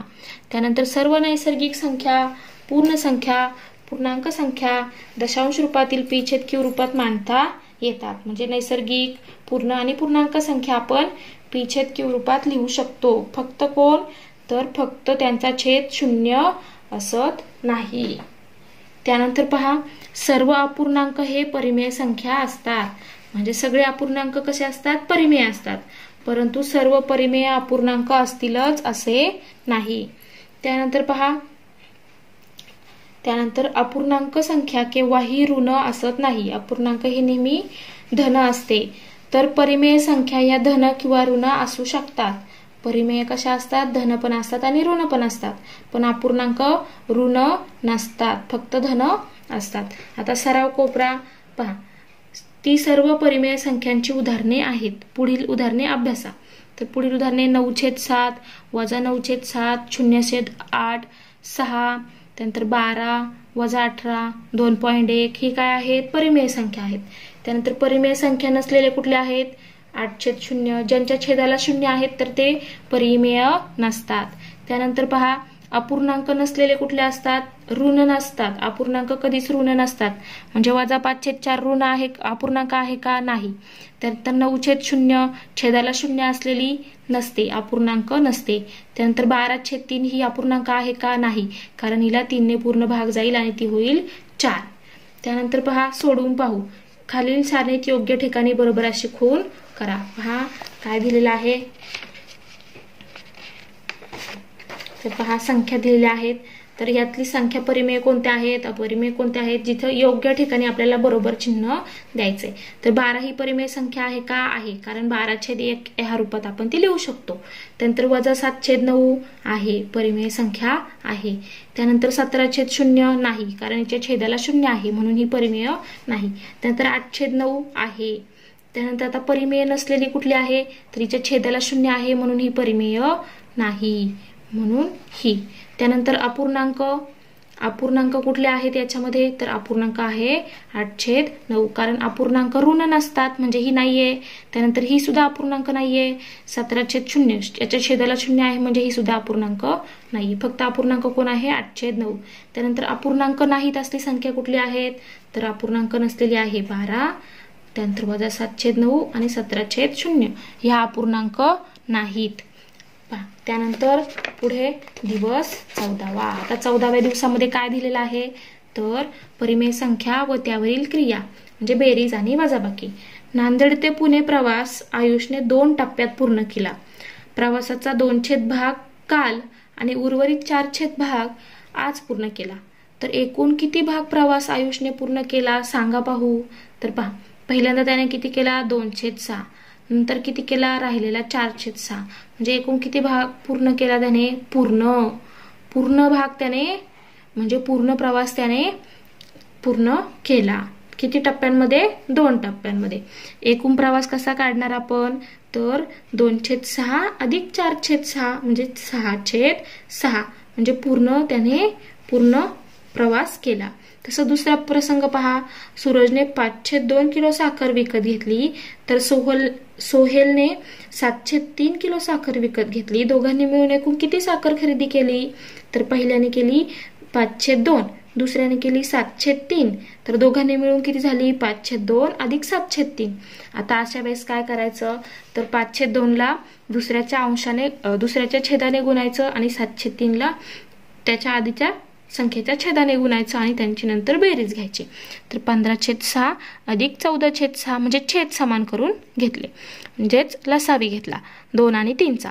तर पहा किती झाले 15/6 अधिक 14/6 म्हणजे 15 अधिक 14 छेद समान झाले म्हणजे 6. 15 अधिक 14 किती झाले 29/6 किलो. दोघांनी मिळून साखर किती घेतली 29/6. त्यानंतर पहा, सागरने 16/7 ग्रॅम सोने खरेदी केले तर संगीताने 12/5 ग्रॅम सोने खरेदी केले. तर संगीताने सागरपेक्षा किती ग्रॅम जास्त सोने खरेदी केले. आता संगीताने किती जास्त खरेदी केले हे विचारले. मग आपण काय करणार, संगीताने जेवढे खरेदी केले त्यातनं सागरने जेवढे खरेदी केले ते वजा करणार, म्हणजेच हे वजा हे करणार. तर ते सोडवणार. त्यात आपण या आधीच्या दिवसांमध्ये आपण पाहिलेलं आहे छेद समान करून कसं सोडवायचं. तर ते उत्तर किती येईल 4/35 ग्रॅम तिने सोने जास्त खरेदी केले. आता आपल्याला काय समजले यातून, समान छेद असलेल्या परिमेय संख्यांची बेरीज वजाबाकी करताना केवळ अंशांची आणि बेरीज आणि वजाबाकी करतात. छेद आहे तसाच लिहितात. छेद जर समान असतील तर छेद आहे तसाच लिहिला जातो, फक्त अंशांवरती बेरीज आणि वजाबाकी केली जाते. जर छेद भिन्न असतील म्हणजे भिन्न छेद परिमेय संख्यांची बेरीज वजाबाकी करताना छेद समान करतात. म्हणजे छेद काय करावा लागतो, समान करावा लागतो. छेद समान करताना त्यांचा काय घ्यावा लागतो, लसावी काढून तो समान करावा लागतो. त्यानंतर दशांश रूपातील परिमेय संख्यांची बेरीज वजाबाकी करताना पूर्णांक भाग व अपूर्णांक भाग यांची बेरीज व वजाबाकी दशमान पद्धतीने करतात. तर पहा, आता पुढे सराव कोपरा सांगितलाय. तर 10/8 अधिक 12/5. आता आपल्याला छेद समान करावे लागतील, कारण छेद कसे आहेत वेगळे वेगळे. तर आता छेद समान करताना काय करणार, याला ह्या छेदाने गुणणार 5/5. त्यानंतर इकडे 12 गुणिले हा किती आहे 8. त्यानंतर 5 गुणिले 8. तर 10×5 50, 8×5 40. त्यानंतर अधिक 12×8 96, 5×8 40. तर छेद समान झाले. छेद एकदाच लिहिला. त्यानंतर अंशांची बेरीज केली, किती आली 146. त्यानंतर खाली पहा 4/8 वजा 1/5 म्हणजेच छेद समान करून घ्या. इथे पण किती येईल 5, इथे किती येईल 8 आणि इथे 8. तर छेद समान करून घेतले. आता 4×5 20, 5×8 40 वजा 8×1 8 आणि 5×8 40. इथे किती आहे 8. तर 8ने गुणलंय. त्यानंतर छेद समान झाले. तर 20 वजा 8 झाले 12. म्हणजे या ठिकाणी किती आलं 12/40. त्यानंतर पहा, सोडून पाहू पुढे काय दिलंय. पुढील बेरीज आणि वजाबाकीची उदाहरणे सोडवा. तर पहा, वजा 3/2 अधिक 3/2. तर छेद समान आहे म्हणजेच काय होईल (2) आणि वजा 3 अधिक 3 किती झाले 0. 0/2 म्हणजेच 0. त्यानंतर पहा पुढे काय दिलंय. तर वजा 3/4 अधिक 4/5. तर हे कसं लिहिणार, वजा 3/4 गुणिले 5 अधिक 4 गुणिले 4/5 गुणिले 4 म्हणजेच किती 3×5 15 वजा 15/4×5 20 अधिक 4×4 16 आणि 4×5 20. सोडवल्यानंतर किती होईल 16 वजा 15/20 म्हणजेच किती मिळतंय 1/20. 20. त्यानंतर इकडे पहा छेद समान आहे म्हणजे 2 छेद समान आहे 13 वजा 3 म्हणजेच किती 10/2 म्हणजेच किती 5. 10/2 म्हणजेच 5. त्यानंतर इथे पहा छेद वेगवेगळे आहेत तर 17/3 गुणिले 2 इथे पण 2.